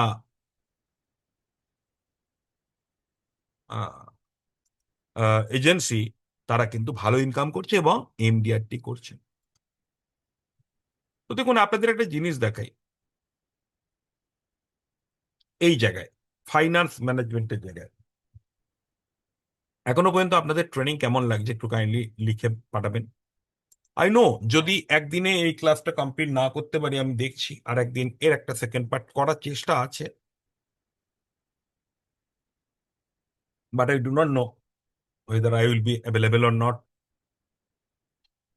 তবে একটা জিনিস বলে রাখি, যে আপনাদের কিন্তু বেশ কিছু কোর্স আমি করছি, আপনারা কোর্সগুলোয় জয়েন করবেন কাইন্ডলি। কেন? নতুনদের জয়েন করতে বলবেন কেন, বলে দিচ্ছি। কারণ কিছু শিক্ষা দরকার, একদম বাস্তব কথা। একজন ডাক্তার ডাক্তারি পড়ার আগে 12, 13, 14, 15 বছর পড়াশোনা করে। আমার পরিবারেও রয়েছে, তাই আমি জানি। একজন লয়ার, তাকে কতদিন প্র্যাকটিস করতে হয়, পড়াশোনাও করতে হয়। তো নতুন এজেন্টদের জন্য জীবন প্রবাহ ট্রেনিং সেন্টার যে কোর্সগুলো নিয়ে এসেছে, একবার ছোট্ট করে দেখিয়ে দিই। Career booster course. এই যে প্রাথমিক সমস্যাগুলো হয়, তারপরে তো অনেকে কাজে মন দিতে পারে না, অনেকে টেনশন হয়ে যায়, আর অনেকে বুঝে পায় না যে কি করা দরকার। তো কেরিয়ার বুস্টার কোর্সে আমি অ্যাকচুয়ালি আপনাদেরকে বহু কিছু শিখিয়ে দেবো 6টা মাত্র ক্লাসে। আর তার সঙ্গে কিছু অ্যাডিশনাল ভিডিও ক্লাসও দিয়ে দেবো, কারণ এটা আমার বেসিক, একদম নতুন এজেন্টদের জন্য দারুণ বেসিক কোর্স। ওকে। কিরকম জানেন? আপনার যে মেন্টাল প্রবলেম হচ্ছে সেটা সমাধান, আপনার যে হ্যাবিটগুলো তৈরি করা দরকার সেটা, তার মধ্যে বড় একটা হ্যাবিট সেটা হচ্ছে প্রসপেক্টিং হ্যাবিট, আর একটা বড় হ্যাবিট সেটা হচ্ছে ডেইলি প্ল্যানিং হ্যাবিট এবং টাইম ম্যানেজমেন্ট, এগুলো শেখাবো। আর বেসিক্যালি যেটা না করলেই নয়, যে আপনার মাইন্ড সেট আপ, আপনার কিছু খাতাপত্র তৈরি করা, আর আপনার অ্যাপ্রোচ টেকনিকটা এখানে হালকা করে আমি শিখিয়ে দেবো। কেরিয়ার বুস্টার মেনলি আপনার এজেন্সি প্রফেশনটাকে ভালো লাগানো, শুধু ভালো লাগানো জোর করে না, এবং আপনার আপনাকে একটা প্রো প্রফেশনাল, প্রো মানে প্রফেশনাল টাইপ এজেন্টে পরিণত করে দেওয়ার প্রথম গ্রুমিংটা হবে এই কোর্সে। এটা অগস্ট মাসেই হবে। ইয়েস, অগস্ট মাস তো আর বেশি দেরি নেই। এখন থেকে বুক করতে পারবেন মাত্র 1499 টাকায়। এই অফার কিন্তু আজই দিয়েছি, এবং রোজ দেবো এমন নয়, কিন্তু এটা বাড়তে থাকবে। অগস্ট মাসে একটা মাসেই 6টা ক্লাস হবে কেরিয়ার বুস্টার কোর্স। ওকে। এরপরে চলুন policy and sales skill course. এখানে কিন্তু 8টা ক্লাস। আমি 2 থেকে 3টে ক্লাসের মধ্যে আপনাদের সব পলিসি শিখিয়ে দেবো, আর দু একটা এক্সট্রা ভিডিও দিয়ে দেবো, রেকর্ডেড ভিডিও, যেখান থেকে আপনি বাকি পলিসি শিখে নিতে পারবেন। আর তার সাথে সেলস স্কিল শেখাবো, বেসিক লেভেল, কিন্তু অ্যাডভান্স লেভেল না। বাট আপনার বেসিকটাই দরকার না, অ্যাপ্রোচের কথাগুলো জানা দরকার, অ্যাপয়েন্টমেন্ট কিভাবে নেবেন জানা দরকার, রেফারেন্স কি করে নেবেন জানা দরকার, আপনি কি করে গল্প বলে শুরু করবেন কাস্টমারের সাথে এটাও জানা দরকার, আপনি কিভাবে বেসিক লেভেল একটা কাস্টমারের সিএনএ তৈরি করে তাকে প্রেজেন্টেশন করবেন, আর আপনি কিভাবে অবজেকশন হ্যান্ডেলিং, কিন্তু এই কোর্সে শেখানো হবে না, কিন্তু অবজেকশনের প্রাইমারি মোকাবেলা কি করে করবেন এটা থেকে শেখানো হবে। কিন্তু অবজেকশন হ্যান্ডেলিং আলটিমেট শেখানো হবে আলাদা একটা কোর্সে। তো সেটা কি? সেটা হচ্ছে অবজেকশন হ্যান্ডেলিং কোর্স। এটা কিন্তু অতি দ্রুত, সবগুলোই দ্রুত শুরু হবে। সব কিন্তু অগস্ট মাসে শুরু হচ্ছে। কোনোটা অগস্ট সেপ্টেম্বর, কোনোটা অগস্ট সেপ্টেম্বর, আর শুধু কোনোটা অগস্ট।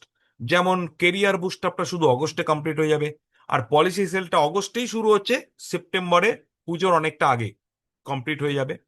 আর অবজেকশন হ্যান্ডেলিং কোর্স এটা এখন থেকেই শুরু হবে, এবং সেপ্টেম্বরের মাঝামাঝি শেষ হয়ে যাবে, মানে তার আগেই শেষ হয়ে যাবে, এবং এটা সেপ্টেম্বরের ফার্স্ট উইকেই শেষ হয়ে যাবে। অবজেকশন, এটা 6টা কোর্স, এবং এখানেও আমি কিছু ভিডিও রেকর্ডিং দেবো, প্রতিটা ক্লাসের ভিডিও রেকর্ডিং পাবেন। আর ডিজিটাল মার্কেটিং এবং এআই কোর্স, এটা কিন্তু জুলাই থেকে সেপ্টেম্বর, মানে এখন থেকে শুরু হয়ে গেছে। অ্যাকচুয়ালি একটা কোর্স চলছে, আর একটা কোর্স শুরু হয়ে যাবে পরের শনিবার থেকে, এই সামনের শনিবার থেকে। তো শনিবার থেকে আপনি 10টা ক্লাস পাবেন। এখানে কিন্তু 2499 টাকা আপাতত এই 4টে কোর্স আপনারা জয়েন করতে পারেন।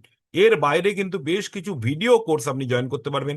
আর পাশাপাশি শান্তিনিকেতন বর্ষা সুন্দরী ট্রেনিং আছে আগামী 13, 12, 13 অগস্ট, যেখানে কিন্তু এটা জেনারেল ট্রেনিং এবং নতুন এজেন্টদের জন্য এটা আদর্শ ট্রেনিং। আপনি মাত্র 3000, এমনকি 2500 টাকা পর্যন্ত রেটে আপনি এই শান্তিনিকেতন ট্রেনিং, এখানে থাকা খাওয়া ট্রেনিং সমস্ত কিছু পাবেন এই ট্রেনিং এ।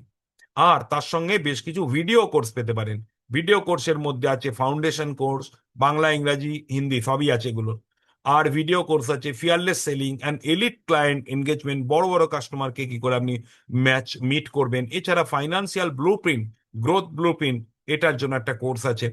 আর একটা হচ্ছে আপনার প্রোডাক্ট এবং আপসেলিং। এখানে কিন্তু বিভিন্ন ধরনের প্রোডাক্ট আপসেলিং টেকনিক, এগুলো একটু অ্যাডভান্স, স্লাইট অ্যাডভান্স।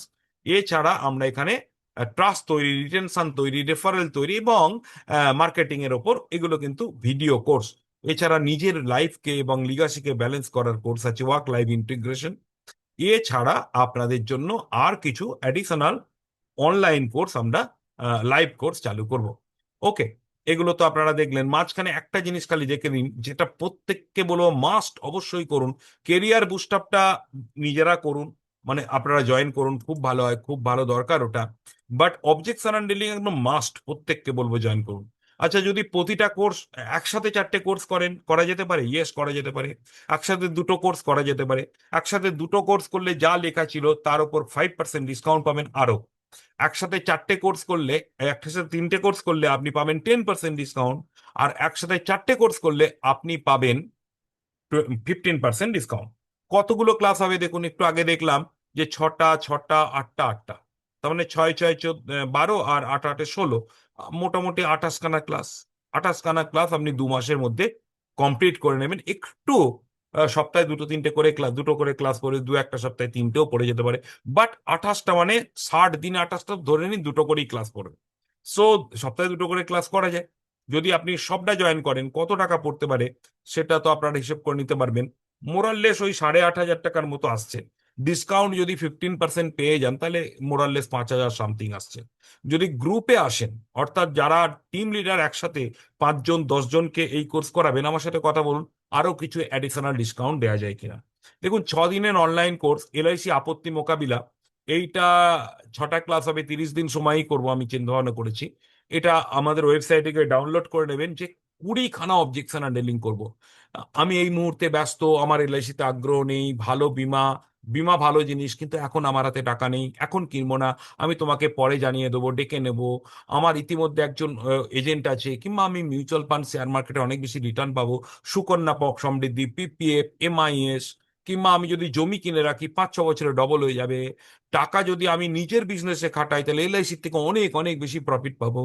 বর্তমানে আমি অন্য ঝামেলা আছি, এলআইসি নিয়ে ভাবছি না। এলআইসি আমার এই মুহূর্তে গুরুত্বপূর্ণ নয়, আমি এখন বাড়ি তৈরি করছি। এলআইসি যে বোনাস দেবে সেটা তো গ্যারেন্টি নেই। আমি অন্য সংস্থায় বিনিয়োগ করেছি, কিংবা অন্য কোম্পানি থেকে বীমা কিনেছি, কিনতে চাই। আমি টাকা উপভোগ করবো, এলআইসি তো মারা গেলেই লাভ। আমি এখানে উপভোগ করবো না, তো আমি এলআইসি কেন রাখবো? মারা গেলে কি হবে? হ্যাঁ, বেঁচে থাকলেই তো আমি আরাম করে থাকতে চাই। পলিসি ম্যাচিওর হতে অনেক সময় নেয়, তাই মাঝখানে টাকা তোলা যায় না, আমি এলআইসিতে রেখে কি করবো, ফেঁসে যাব। তাছাড়া আমার অনেক অ্যাসেট আছে, অনেক ব্যাংক ব্যালেন্স, আমার 5 পুরুষ বসে খাবে, ওর এলআইসি কি দরকার? কিংবা একবার আমি আমার ওয়াইফের সাথে বা আমার হাজবেন্ডের সাথে আলোচনা করি, বাবার সাথে আলোচনা করি, মায়ের সাথে বা চ্যাটার অ্যাকাউন্টের সাথে আলোচনা করি, এগুলো বলে আপনাকে। কিংবা কেউ বলে আমার এখন বয়স অল্প, এখন থেকে আমি মারা যাওয়ার কথাও ভাবছি না, রিটায়ারমেন্টের কথাও ভাবছি না। কিংবা মুসলিমরা বলে আমাদের ধর্মে সুদ নেওয়া হারাম। কিংবা অনেকেই বলে এলআইসি রিটার্ন কম, আমি এলআইসি পছন্দ করি না। এই যে কথাগুলো বলে, এগুলোর কি জবাব আছে? ইয়েস। জবাব মানে একদম ডাইরেক্ট অ্যান্সার? অ্যান্সার তো আছে। আর অ্যান্সারের পিছনে কিছু প্রিপারেশন আছে, কিছু তথ্য জানার দরকার আছে, বলার পদ্ধতির পরিবর্তন দরকার আছে, এবং আপনার কনফিডেন্স লেভেলের। অবজেকশন হ্যান্ডলিং কোর্স জীবনে যতবার হবে যেখানেই হবে নেবেন, যতবার হবে যেখানেই হবে নেবেন। আমার এখানে করার পরও যদি অন্য কোথাও হয় আবার নেবেন। Because it is a very very important জিনিস। সারা জীবন অবজেকশন আপনার সময় নষ্ট করে, অবজেকশন আপনার সম্ভাবনা নষ্ট করে। আপনি ভাবুন তো, অবজেকশন হ্যান্ডলিং কোর্স করে যদি আপনি 2টো পলিসিও বেশি বিক্রি করেন, আপনার সেখান থেকে 15 বছরে কত ইনকাম করবেন, যে মানে আপনার অবজেকশন হ্যান্ডলিং এর তুলনায়, কোর্সের টাকার তুলনায় সেটা অনেক অনেক বেশি। তো এবার আপনাদের একটা জিনিস দেখাবো, সেটা দেখাই। That is very very important for new agents. দেখুন, এটা আমি তৈরি করেছি ফ্রম আর্টিফিশিয়াল ইন্টেলিজেন্স। তো আমি কি লিখেছিলাম দেখুন, প্রশ্নটা হচ্ছে এইটা, যে অ্যাভারেজ পলিসি, ভালো করে দেখুন, নতুন এজেন্ডা, কাইন্ডলি প্লিজ সি ইট। দেখতে পাচ্ছেন? যারা দেখতে পাচ্ছেন না, আরো বড় করে নিতে পারেন স্ক্রিনটা। ওকে, আমার এখানে এর থেকে বড় আর হওয়া যাচ্ছে না, সরি। আপনি বড় করে নিতে পারবেন।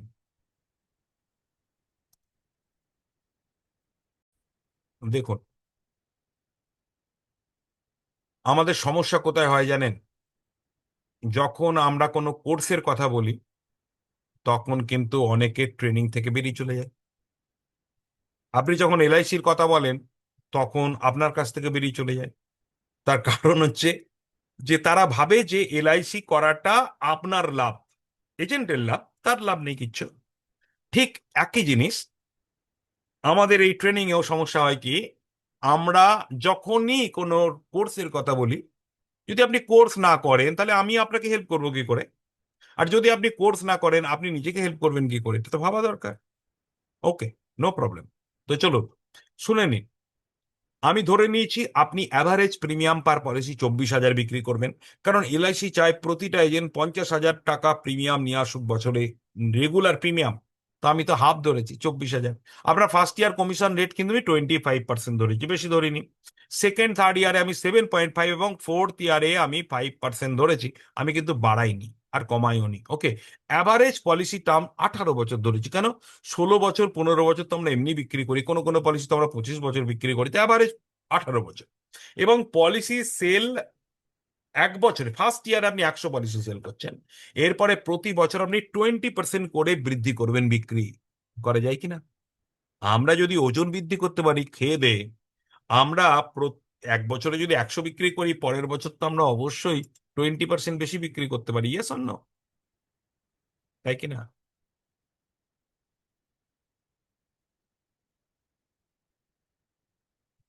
ধন্যবাদ আশিস বাবু। নো লার্নিং নো আর্নিং, একেবারে। লার্নিং এর জন্য তো সময় খরচ করতে হয়, টাকাও কিছু খরচ করতে হয়। তো দেখুন, আপনি ধরুন 20 বছর এজেন্সি করবেন, আমি বেশি দিন ধরছি না, 20 বছর। তাহলে কি হতে পারে দেখুন। ফার্স্ট ইয়ার কমিশন এখানে একদম ক্যালকুলেট দেওয়া হয়েছে। আমি ক্যালকুলেট থেকে বেরিয়ে চলে যাচ্ছি, আমি চার্টে চলে আসছি একবারে ডাইরেক্ট। তো দেখুন, আপনি প্রথম বছরে 100 পলিসি সেল করলেন, দ্বিতীয় বছরে 120, তারপরের বছরে 144। কেন? আচ্ছা, একটা কথা জানেন তো, কম্পাউন্ড ইন্টারেস্ট। তো চলুন আপনাদের এটা দেখাবার আগে না একবার আমি কম্পাউন্ড ইন্টারেস্টটা দেখিয়ে দিই। কারণ এটাকে আমি বলছি, আমি আমি নাম দিয়েছি কম্পাউন্ড ইন্টারেস্ট ইফেক্ট। কি বললাম? Compound interest effect. তো নামটা আমি কেন দিলাম আজকেই আমার মাথায় এলো। কেন দিলাম সেটাও বলি। কারণ দেখুন, আমাদের একটা প্রবলেম রিজেকশনের, আর একটা প্রবলেম এজেন্টদের, নতুন এজেন্টদের, যে টাকা ইনকাম হচ্ছে না, টাকা ইনকাম হচ্ছে না, ডিমোটিভেটেড হয়ে যাচ্ছে। এই দুটো বড় প্রবলেম, দুটো বড় চ্যালেঞ্জকে যদি আমরা মোকাবেলা করতে পারি তাহলেই তো আমাদের অনেক কাজ হয়ে যাবে আজকে ট্রেনিং এ। তো দেখুন, আমি একটা কম্পাউন্ড ইন্টারেস্ট একটা লেখা পেলাম আজকে মানি কন্ট্রোল থেকে। মানি কন্ট্রোল হচ্ছে একটা ওয়েবসাইট, একটা পেপার, যারা টাকা পয়সার ব্যাপারে কথা বলে। তো দেখুন মানি কন্ট্রোলে কি বলে, সরি, দেখতে পাচ্ছেন কম্পাউন্ডিং ম্যাজিক। 1 কোটি টাকা, 2 কোটি টাকা, 1 কোটি টাকা যদি কারো থাকে সেটা 2 কোটি হতে 6 বছর লাগে। কিন্তু 9 কোটি টাকাটা 10 কোটি হতে মাত্র 1 বছর লাগে।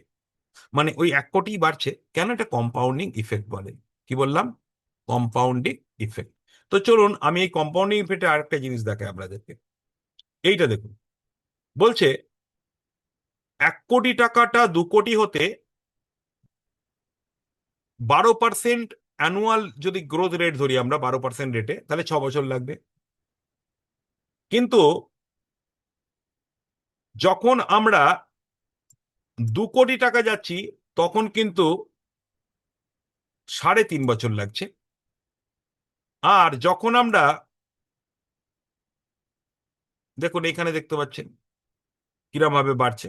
9 কোটি টাকা 1 বছরেই 1 কোটি জেনারেট করে দিচ্ছে। এটা তো গেল অঙ্কের প্রশ্ন। তো চলুন এবার আমি কেন দেখালাম ওটা বলি। সেটা হচ্ছে, টাকায় যেমন কম্পাউন্ডিং ইফেক্ট হয়, তেমনি আমাদের প্রফেশনেও কিন্তু কম্পাউন্ডিং ইফেক্ট আনা যায় দুভাবে। একটা হলো আপনার রিনিউয়াল কমিশন আসে, ওটা দিয়ে আপনার কম্পাউন্ডিং ইফেক্ট কিছুটা আসে। আর একটা হলো যে আপনি যদি এরকম একটা ছক বানান যেমন আমি বানিয়েছি, দেখুন এই ছকটা আদর্শ নয় যে এটা মিলে যাবে এমন নয়, কিন্তু কিন্তু এর ধারে কাছে যাওয়ার চেষ্টা করা যেতে পারে কিনা। আচ্ছা চলুন, আপনি 20 বছর করার দরকার নেই, আপনি 5 বছর করতে পারেন। দেখুন কিরকম ভাবে 5 বছর করতে পারেন। দেখুন, প্রথম বছর 100 পলিসি, দ্বিতীয় বছর 120 পলিসি, তৃতীয় বছর 144 পলিসি। মানে 20% করে বৃদ্ধি, যা বৃদ্ধি তার উপর বৃদ্ধি, যা বৃদ্ধি তার উপর বৃদ্ধি, মানে কি? Compounding effect. তারপরের বছর 173, আর তারপরের বছর 207। এমন কিছু বড় কিছু বলিনি। 5 বছর পরে যদি আপনি ডবল পলিসি বিক্রি না করেন তাহলে আপনার অভিজ্ঞতা, আপনার শিক্ষা দীক্ষার কি লাভ? তো চলুন, আমি কিন্তু প্রিমিয়ামটা আর বাড়াইনি। একবার ভাবুন তো, যদি প্রিমিয়ামটাও বাড়াতাম, অর্থাৎ 20,000 টাকা করে প্রিমিয়াম আনছিলেন, সেটা যদি 10% করেও বাড়াতাম, পরের বছর 22, তারপর বছর 24, মানে বা কম্পাউন্ড ইফেক্ট কি হতো? আমি বাড়াইনি, তাতেই মজা। দেখুন, তাতেই আপনি 5 বছর পরে আপনার সেই বছরে গিয়ে কমিশন পাবেন একক, দশক, শতক, হাজার, অযুত, লক্ষ, 21 লাখ টাকা। ভাবছেন কি করে? হিসাব করে দেখে নেবেন। আর 20 বছর পর কম্পাউন্ডিং ইফেক্ট হচ্ছে কিন্তু, 20 বছর পর আপনার কি বিশাল জায়গায় যাবে। এটা নিয়ে আমরা পরে যখন কেরিয়ার বুস্ট আপ ক্লাস করব সেখানে টোটাল কেরিয়ার ল্যাডার আপনাদের দেখাবো। ইনকামের কেরিয়ার ল্যাডার, আপনার সম্মানের কেরিয়ার ল্যাডার, আপনার প্রমোশনের career ladder, everything is there. আপনার ফ্রিডমের কেরিয়ার ল্যাডার, আপনার কিভাবে এখানে জিওমেট্রিক প্রোগ্রেশন পেতে পারেন সেটাও দেখাবো। আর বাড়িতে বসে অনলাইনে বর্তমানে কিভাবে আপনি প্রচুর মার্কেট তৈরি করতে পারেন এটাও দেখাবো career boost up course. Yes, career boost up course এবং অবজেকশন হ্যান্ডলিং কোর্স একসাথে দুটো চালু হচ্ছে অগস্ট মাসের প্রথম থেকে। আমি কিন্তু আপনাদের রিকোয়েস্ট করব না এই কোর্সে জয়েন করার জন্য, আমি অ্যাডভার্টাইজমেন্ট অবশ্যই করব। কেন রিকোয়েস্ট করব না? তার কারণ হচ্ছে এটা আপনাদের উচিত যে ফাইন্ড আউট করা কোথায় ভালো কোর্স হচ্ছে। আপনাদের উচিত যে বাংলায় কোথাও কোর্স হচ্ছে কিনা। আপনাদের এটাও জানা উচিত, ফাইন্ড আউট করে বের করা উচিত যে আজকে যার থেকে ট্রেনিং নিচ্ছেন, এই যে আমি পল্লব কুমার মান্না, সত্যিকারে এনার থেকে ট্রেনিং নিলে আপনার লাভ হবে কিনা। এটার জন্য আপনাকে আমি টাইম দিলাম, আপনি একদিন ভাবুন। বাট যত দেরিতে আপনি জয়েন করবেন তত অফার কম পাবেন। যেমন ধরো আজকেই যারা জয়েন করবে তারা কিন্তু আজকে ফ্ল্যাটে 10% ডিসকাউন্ট পেয়ে যাবে। এরপর তো দুটো একসাথে জয়েন করলে আরো 5% আছে, তিনটে একসাথে জয়েন করলে 10% আবার আছে, এবং চারটে একসাথে জয়েন করলে 15% আবার আছে। তার মানে ফ্ল্যাট 10% পেয়ে যাবে আজকেই। আর তারপর কি হবে? তারপর আবার 5, 10, 15 পাবে। তার মানে অ্যাকচুয়ালি 25% পর্যন্ত ডিসকাউন্ট পেয়ে যেতে পারে। একবার ভাবুন তো, 8,500 টাকার ওপর চারটে কোর্সে 25% যদি ডিসকাউন্ট পাওয়া যায় তাহলে কত হয়? 4 ভাগের 1 ভাগ কমে গেল না? এর থেকে সস্তায় আর কি কোনো কোর্সে? কারণ আমার কোনো কোর্সই 4-5 হাজার টাকার নিচে হয় না, কিন্তু নতুনদের জন্য বলে করেছি। গ্রুপে যারা অফার করতে চান, গ্রুপ নিতে চান, তারা আমার সাথে যোগাযোগ করুন। তবে আপনি টিম লিডার হন, CLI, DO, SBA, CLI, sorry লিকা, অথবা আপনি এজেন্ট হন, আপনাকে এই অফারটা পেতে গেলে কমপক্ষে 500 rupees per agent and 1,000 rupees for team leader, বিশ্বাস করে আজকে আমাদের 9735869416 এই নাম্বারে পেমেন্ট করে দিতে হবে। কি বললাম? নাম্বার বলে দিলাম, 9735869416, এই নাম্বারে পেমেন্ট করে দিতে হবে। যদি আপনি এজেন্ট হন 500, আর যদি আপনি লিডার হন তাহলে 1,000 টাকা, কারণ আপনি গ্রুপের জন্য করছেন। তো চলুন এবার আমি আবার টপিকে ডিরেক্টলি ফিরে আসি, কারণ একটু আগেও ডিরেক্টলি অফ টপিকেই ছিলাম। আমরা আমাদের মানি ম্যানেজমেন্টের প্রবলেম, ইনকাম কম হলে আমাদের সমস্যা বাড়ে, সমস্যা বাড়লে আমাদের মোটিভেশন চলে যায়, মোটিভেশন চলে গেলে আপনারও ক্ষতি, আপনার লিডারেরও ক্ষতি, আপনার ফ্যামিলিরও ক্ষতি, এলআইসিরও ক্ষতি, সমাজের ক্ষতি। এবার চলুন সাইকোলজিক্যাল, আচ্ছা ওটা এখনো আমি আমি কমপ্লিট করিনি, সরি, 1 মিনিট, জাস্ট 1 মিনিট। একবার আমাকে এখান থেকে বেরিয়ে আবার ঢুকতে হবে।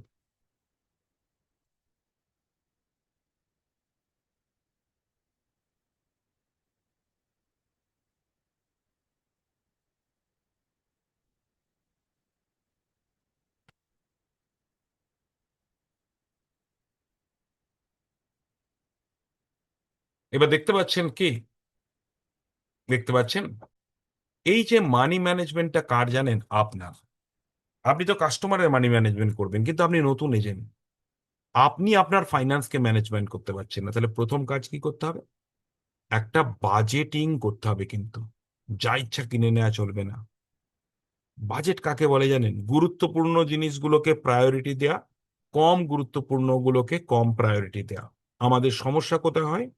যে খরচ কমানোটাকে আমরা বাজেট মনে করি। অ্যাকচুয়ালি খরচ কমানোটা বাজেট না, বাজেট একটা সিস্টেম, যেখানে আপনাকে দেখতে হবে যে কোনটা আর্জেন্ট অ্যান্ড ইমার্জেন্সি, সেটাতে যদি খরচ করা হয় ঠিক আছে, কিন্তু যেটা আর্জেন্ট না, ইমার্জেন্সি না, সেটাতে যদি খরচ করা হয় তাহলে ঠিক নেই। এটা হচ্ছে বাজেটের প্রথম রুলস।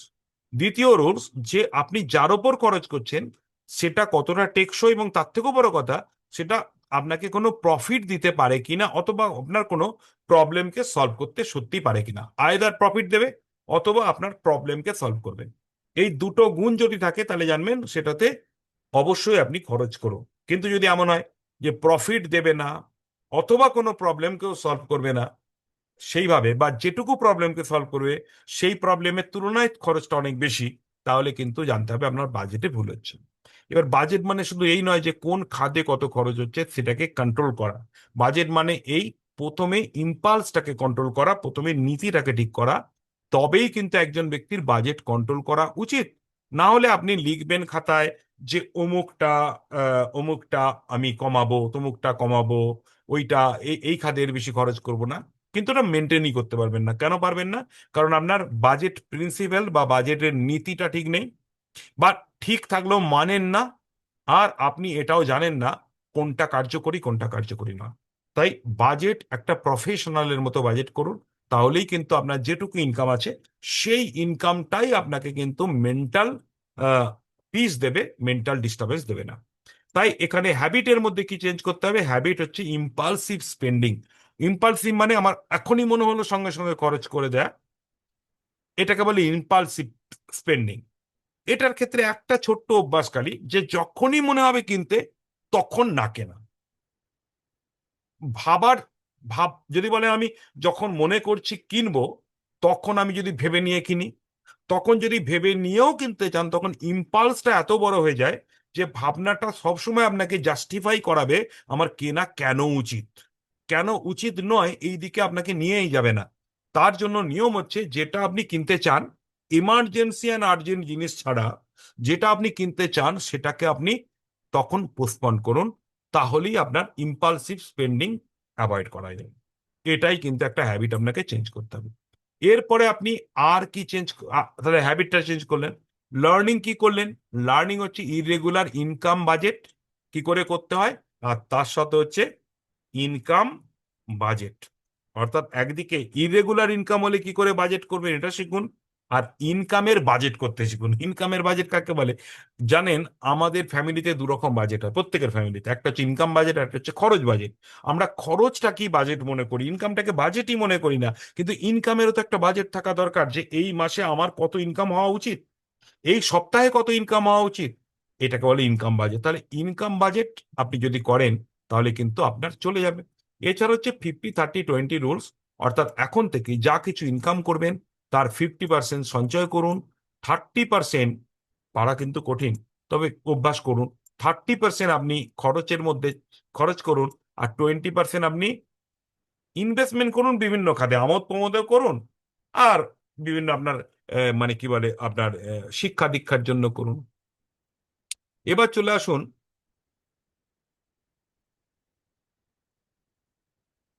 কম্পিটিটরকে হ্যান্ডেল করবেন কি করে। আর এইটা শেখানোর পরে পরে সাইকোলজিক্যাল চ্যালেঞ্জ এটাও শেখাবো, এবং আইডেন্টিটি ক্রাইসিস দেখাবো। আশা রাখি আপনারা এনজয় করছেন। একদিনে খুব বেশি কথা মাথায় ঢোকার কথা নয়, তবুও অনেকটা ঢুকছে আপনাদের। তো দেখুন, কম্পিটিটর হ্যান্ডেল করবেন কি করে। প্রথম কথা ঠিক করুন আপনার কম্পিটিটর কে। Are you hearing me? আপনারা কি সবাই শুনতে পাচ্ছেন? যদি আপনারা শুনতে পাচ্ছেন না, তাহলে হ্যাঁ অবশ্যই নীলাকাশ ঘোষ লিখেছেন অনলাইন ট্রেনিং ক্লাসগুলোর ভিডিও রেকর্ডিং পাবেন কিনা। একেবারেই দেখুন, অনলাইন ট্রেনিং ক্লাসে ভিডিও রেকর্ডিং তো পেতেই হবে। অনেক সংস্থা দেয় না, কিন্তু আমি দেবো। তার কারণটা কি দেখুন, এই যে নেটের কানেকশন অনেকের ভালো থাকে না। আবার ধরুন আমি যে টাইমে ট্রেনিং ক্লাসগুলো করবো সন্ধ্যেবেলায় করবো, ধরুন ধরা গেল আমি 8:30 থেকে করলাম কি 8:45 থেকে করলাম, তো তখন আপনি কোনো কারণে একদিন ঢুকতে পারলেন না, তাহলে কি হবে? বা দেরিতে ঢুকলেন, তাহলে কি হবে? ধন্যবাদ আপনারা যারা ক্লিয়ার লিখছেন। তাহলে কি হবে? তার জন্যই তো আমি ভিডিও রেকর্ডিং দেবো। যেমন ধরুন আজকের যে ক্লাসটা হচ্ছে, যদি এই ক্লাসটার ভিডিও রেকর্ডিং পেতেন তাহলে কি এটাকে আরেকবার দেখতে পারতেন, যে যে পয়েন্টগুলো ভালো লেগেছে সেই পয়েন্টগুলো আপনি নোট ডাউন করতে পারতেন আবার। আর তাছাড়া এই ভিডিওটার আমরা আরেকটা চেষ্টা করব, আই আই উইল ট্রাই, যে ভিডিও রেকর্ডিং এর সাথে কিছু লেখালেখি দিতে।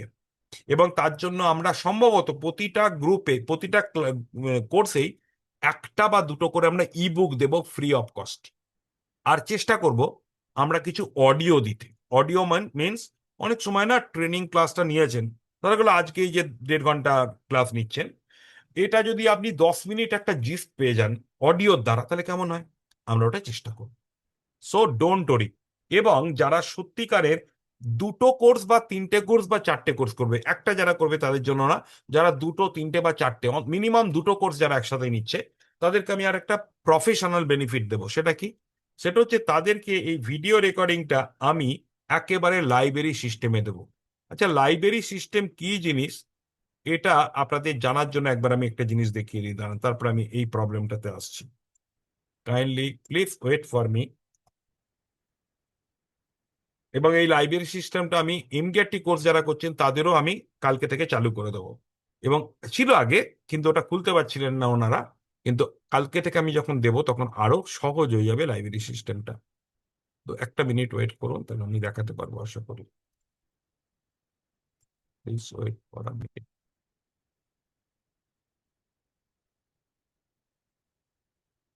দেখুন কি জিনিস আমি একবার দেখাচ্ছি। কারণ দেখুন, কোর্স করলে তো একটু জেনে শুনে করা দরকার। একটা জিনিস জেনে রাখুন, জীবন প্রবাহের কোর্স সবসময় কোয়ালিটি ভালো হয়। কোনো ভুল শিখবেন না। মানে আপনাকে কোনো রকম নেগেটিভ কিচ্ছু আমরা শেখাবো না, এটা একটা দুর্দান্ত জায়গা। বাংলা ভাষায় শিখবেন, মাতৃভাষায়। 1.5 ঘন্টা করে প্রায় ক্লাস হবে। এবং যদি আমরা ছটা ক্লাসের মধ্যে কমপ্লিট না করতে পারি, আমাদের দায়িত্ব 7টা করব না 8টা করব। এই দেখুন, এইটা হচ্ছে একটা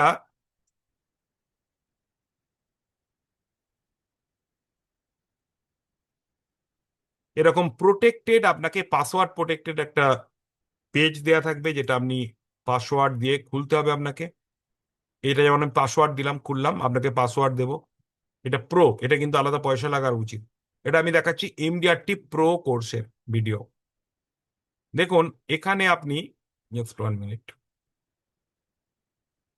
এখানে আপনি যদি নামছেন, জাস্ট 1 মিনিট, ডিস্টার্ব হচ্ছে, এখনই খুলে যাবে, একটুখানি ওয়েট করুন। এবং ভিডিও কোর্স যেগুলো নেবেন সেগুলো কিন্তু এইভাবে পাবেন।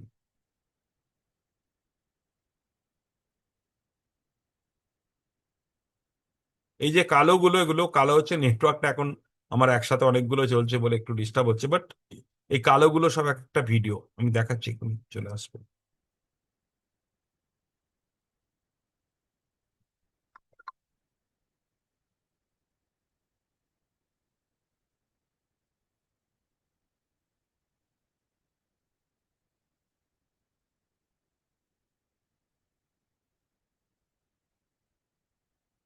এই কালোগুলো কিন্তু সব এক একটা ভিডিও, যেগুলো কিন্তু আপনি চালাতে পারবেন। ওকে?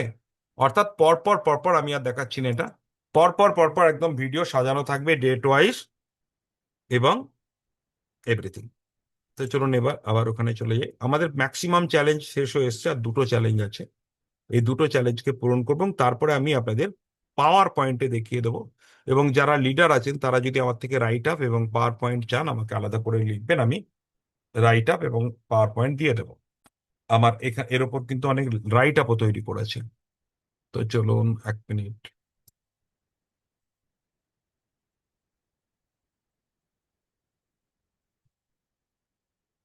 আমাদের সামনে এখন কোন চ্যালেঞ্জ চ্যালেঞ্জ ছিল দেখে নিচ্ছি। Actually we are going to conduct some online training program, not only in Bangla but also in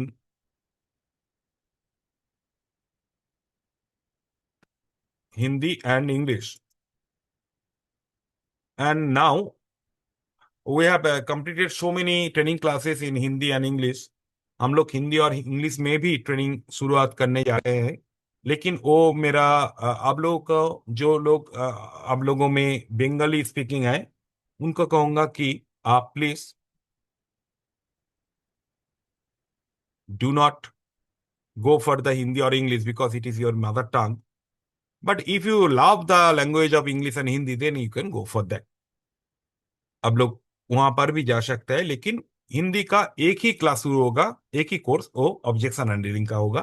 लेकिन बांग्ला का जो वो चारों चार जो कोर्स है वो एक ही साथ शुरू हो जाएगा, और पूजा से पहले वो कंप्लीट भी हो जाएगा। তো দেখি এই যে হ্যান্ডেলিং কম্পিটিশন, তো কম্পিটিটর কে আছে আমাদের, আমাদের কম্পিটিটর কে? দেখুন, প্রথম কম্পিটিটর কিন্তু আপনি নিজের। আমাদের মেন্টালিটি যখন খারাপ হয়ে যায়, যখন আমরা নেগেটিভ হয়ে যাই, তখন আমরা নিজেদেরকেই বাধা দিই কাজ করতে। আমরা নিজেরাই কুড়েমি করি এবং আমরা কমফোর্ট জোন থেকে বেরোতে পারি না। আমরা নিজেরা কম্পিটিটর। আচ্ছা, এর বাইরে কি কম্পিটিটর? এর বাইরে কিন্তু আপনার বাড়ির লোক, সমাজের লোকও কম্পিটিটর হতে পারে। আবার তারা হেল্পারও হতে পারে, ডিপেন্ড করছে আপনার প্রফেশনটাকে তারা কিভাবে দেখছে। যদি তারা পজিটিভে দেখে বা আপনি দেখাতে পারে বা আপনার রেজাল্ট ভালো আসে বা আপনার নিজের মনে আনন্দ থাকে, তাহলে আপনার বাড়ির লোক, বন্ধু বান্ধব সবাই কিন্তু আস্তে আস্তে আপনার হেল্পার হয়ে যাবে। কিন্তু আমি এখানে যে আরেকটা কম্পিটিটরের কথা বলছি, সেটা হচ্ছে আমাদের ফিল্ডে কম্পিটিটর কারা। দেখুন, এজেন্ট যারা, এলআইসির এজেন্ট, তারা তো অবশ্যই আপনার কম্পিটিটর, কিন্তু তারা মানে ফ্রেন্ড আবার কম্পিটিটর। কিন্তু যারা প্রাইভেট ইন্স্যুরেন্স কোম্পানির এজেন্ট, তারা আপনার একদম পিওরলি কম্পিটিটর, একদম পিওর কম্পিটিটর। কারণ একই মার্কেট থেকে তারা প্রাইভেট ইন্স্যুরেন্স পলিসি বিক্রি করে নিয়ে যাচ্ছে। এলআইসির এজেন্টরাও নিয়ে যাচ্ছে, কিন্তু এলআইসির এজেন্টরা, তারা তো আপনার কলিগ, তবুও তারা কম্পিটিটর ইন প্রফেশন। আবার দেখুন, bank, post office, mutual fund, এদের হয়তো সেলসম্যানরা বাড়ি বাড়ি যায় না, কিন্তু তবুও এরাও কিন্তু কম্পিটিটর। কারণ এরা বাড়ি বাড়ি না গেলে মানুষের মনের মধ্যে ঢুকে গেছে, ইউটিউবে ঢুকে গেছে, ফেসবুকে ঢুকে গেছে, এবং সেখানে তারা কম্পিটিশন দিচ্ছে। তাহলে আপনাকে কি করতে হবে? আপনাকে কোলাবোরেট করতে হবে। কোলাবোরেশনে জোর দিন কম্পিটিশনের থেকে। দেখুন, যারাই আপনার সঙ্গে প্রতিদ্বন্দ্বিতা করছে, আপনি তার সঙ্গে লড়াই করবেন না, বরং আপনি কত মানুষের সঙ্গে কোলাবোরেট করতে পারেন। দেখুন, কত মানুষ এমন হতে পারে যে ব্যাংকের কোনো লোক, তার সঙ্গে আপনি কোলাবোরেট করুন। পোস্ট অফিসের কোনো লোক, সে হয়তো এলআইসির এজেন্সি নেয়নি, তার সাথে কোলাবোরেট করুন, আপনার কাজ হবে। কোনো মিউচুয়াল ফান্ডের এজেন্ট, তার সাথে কোলাবোরেট করুন, আপনার কাজ হবে। আমি বলছি না আপনাকে মিউচুয়াল ফান্ডের এজেন্সি নিতে হবে, বাট কোলাবোরেট করতে পারেন। এছাড়া বহু রকম কোলাবোরেশন, পার্টনারশিপ করা যায়, যেগুলো আমরা বিভিন্ন কোর্সে শেখাই। তো এটা করুন, কিন্তু এখানে মনে রাখবেন হ্যাবিট কি চেঞ্জ করতে হবে। প্রথম যে হ্যাবিটটা চেঞ্জ করতে হবে সেটা হচ্ছে যে কম্পিটিশনের দিকে তাকিয়ে থাকবেন না, কে এলো কে গেল, কে লড়াই করছে, কে ডিসকাউন্ট দিয়ে পলিসি তুলছে, কে রিবেট দিয়ে পলিসি তুলছে, এদিকে ফোকাস না করে আপনি ক্লায়েন্টের দিকে ফোকাস দিন। ক্লায়েন্টের সঙ্গে রিলেশন বাড়ান, ক্লায়েন্টের সঙ্গে যোগাযোগ বাড়ান, ক্লায়েন্টের নিডের দিকে ফোকাস করুন, ক্লায়েন্টকে ভালো সার্ভিস দিন। তাহলেই দেখবেন কম্পিটিশন বাইরে চলে যাবে। আবার দেখুন, একটা তো গেল কম্পিটিশন, আর একটা হচ্ছে কম্পারিজন। কম্পারিজন কোথায় আসে? দেখুন, কম্পারিজন একটা প্রোডাক্টে আসে, একটা কোম্পানিতে আসে, একটা সার্ভিসিং এ আসে। তো প্রোডাক্টে যখন আসবে, তখন হচ্ছে এলআইসি নেবো না মিউচুয়াল ফান্ড নেবো, এলআইসি নেবো না সুকন্যা সমৃদ্ধি নেবো। তাহলে কম্পিটিশনটা কিন্তু ওইটার ওপর, মানে আপনার প্রোডাক্টের ওপর। কিন্তু ওখানেও বলছি যে ফোকাস রাখুন ক্লায়েন্টের ওপর। আপনি যদি ক্লায়েন্টের দিকে ভালো করে ফোকাস করতে পারেন, আপনি ক্লায়েন্টকে বোঝাতে পারবেন, sir, bank, post office, Sukanya Samriddhi, PPF, mutual fund খারাপ জিনিস না, কিন্তু আপনার নিড কি বলছে, আপনার পারপাস কি বলছে, আপনার প্যাটার্ন কি বলছে, তাতে করে বলছে সবসে পেলে বীমা। এবং আপনার পারপাস যেটা, আপনি ছেলে মেয়ের ভবিষ্যতের জন্য যেটা করছেন বা নিজের রিটায়ারমেন্টের জন্য, ওটা কিন্তু মিউচুয়াল ফান্ডের সম্পূর্ণ ফুলফিল নাও হতে পারে। কেন হতে পারে না? এগুলো আমরা অবজেকশন হ্যান্ডলিং কোর্সে শেখাবো। তা আপনাকে এটা জানাতে হবে, অর্থাৎ কাস্টমারকে ফোকাস করুন। তাহলে দেখবেন কম্পারিজন এবং কম্পিটিশন চলে যাবে। তবুও কম্পিটিশন উইনার হতে গেলে আপনাকে কি শিখতে হবে? সেটা হচ্ছে কম্পিটিটর ইউএসপিস টু হাইলাইট ইয়োর্স। দেখুন, কম্পিটিটরের ইউএসপি গুলো আপনাকে জানতে হবে, যে আপনার যারা কম্পিটিটর, তাদের ইউনিক সেলিং প্রপোজিশনটা কি, তাদেরকে কেন মানুষ পছন্দ করছে। সেটা কোনো ব্যক্তি হতে পারে, কোনো ব্যক্তি এজেন্ট হতে পারে, কোনো কোম্পানি হতে পারে, কোনো প্রোডাক্ট হতে পারে, কোনো কনসেপশন হতে পারে, কোনো মেথড হতে পারে। তো কোনটা তার ভালো দিক? তাহলে আপনাকে তার থেকে বেটার বা তার মতো করার চেষ্টা করতে হবে।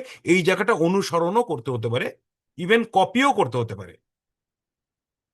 কিন্তু নিজেরটাকে হাইলাইট করার জন্য কি করব?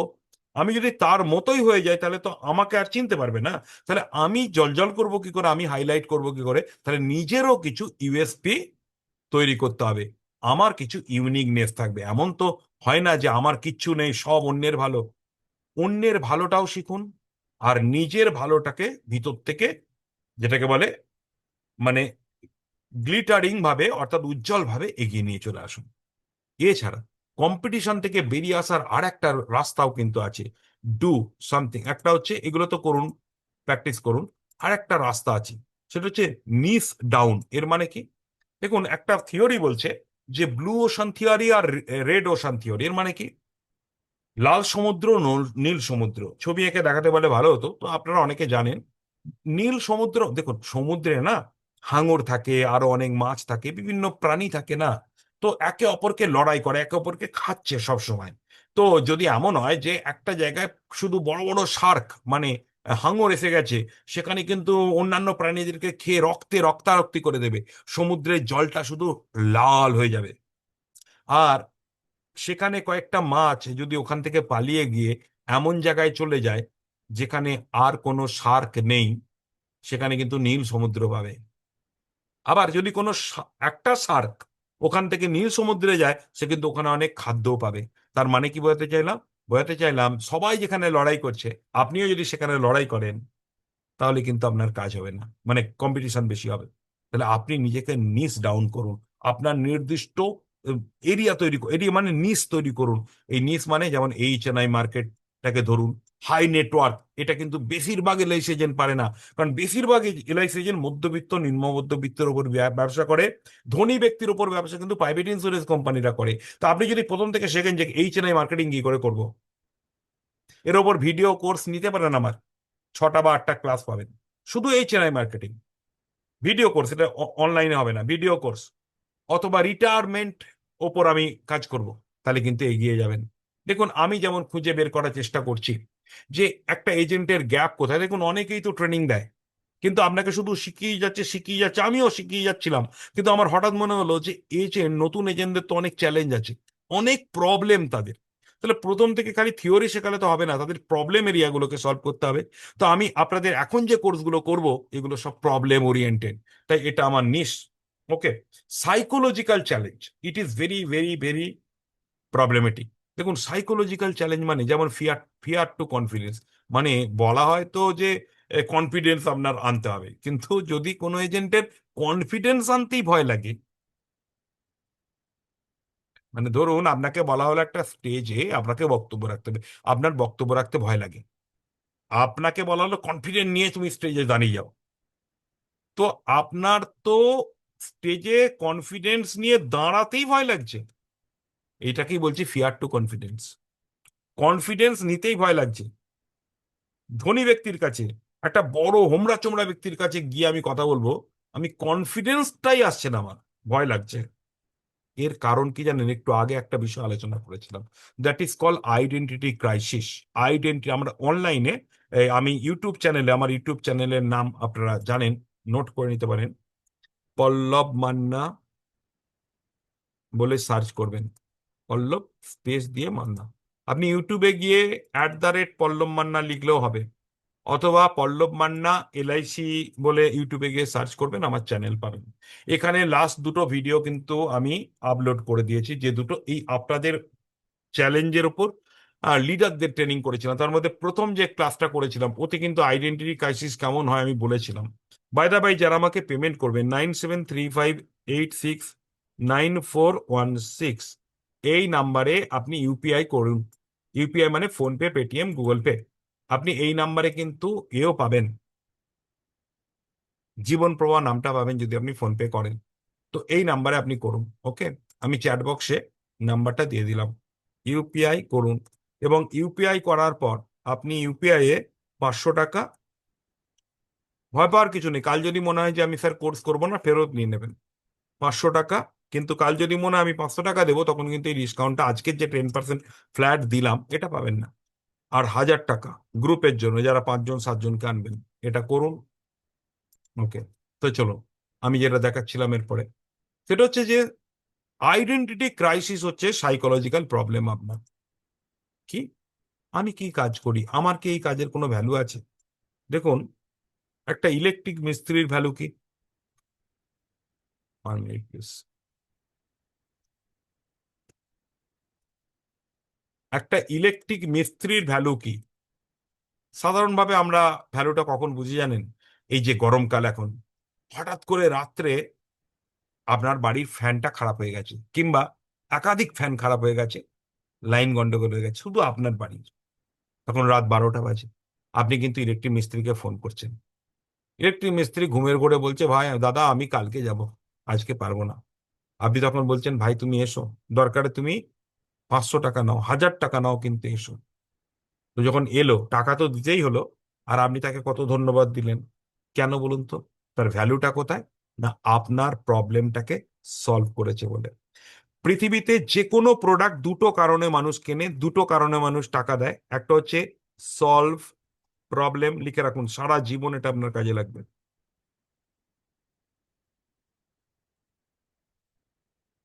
আর দু নাম্বার হচ্ছে গেট প্লেজার। এই দুটো কারণ। তো আপনি কি কোনো মানুষের কোনো প্রবলেম সলভ করতে পারেন? আপনার আইডেন্টিটির কথা বলছি, আইডেন্টিটি তৈরি হয়ে গেলেই আপনার কনফিডেন্স চলে আসবে, আর সাইকোলজিক্যাল প্রবলেম অনেক মিটে যাবে। আপনার কি আপনার আপনি কি কোনো মানুষের কোনো প্রবলেম সলভ করতে পারেন? যদি বলে হ্যাঁ আমি পারি, কিন্তু 20 বছর পরে পারি, 15 বছর পরে পারি, মৃত্যু হলে। আজকেই পারি না। আজকেই পারেন। কি পারেন জানেন? আজকে যেটা পারেন, যে লোকটা খরচ করছিল, সঞ্চয় করছিল না, তাকে সঞ্চয় করালেন, তাহলে একটা প্রবলেম সলভ হলো। আর কি পারলেন? যদি বলেন সে তো পলিসি করলে তবে, যদি না করে, তাহলে তাকে সঞ্চয় দরকার কেন এটা বোঝাতে পারলেন। তার একটা আইডিয়া তৈরি হলো। তাকে তার ছেলে মেয়ের এডুকেশনের জন্য কত লাগবে এটা বোঝাতে পারলেন, পলিসি করলো না, কিন্তু সে গিয়ে একটা সুকন্যা সমৃদ্ধি করলো তার মেয়ের জন্য, কিংবা একটা রেকারিং ডিপোজিট শুরু করলো।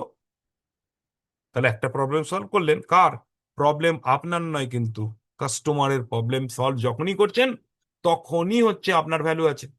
ইয়েস। যদি বলেন এই ভ্যালুটা তো দেয় না, দেবে তো।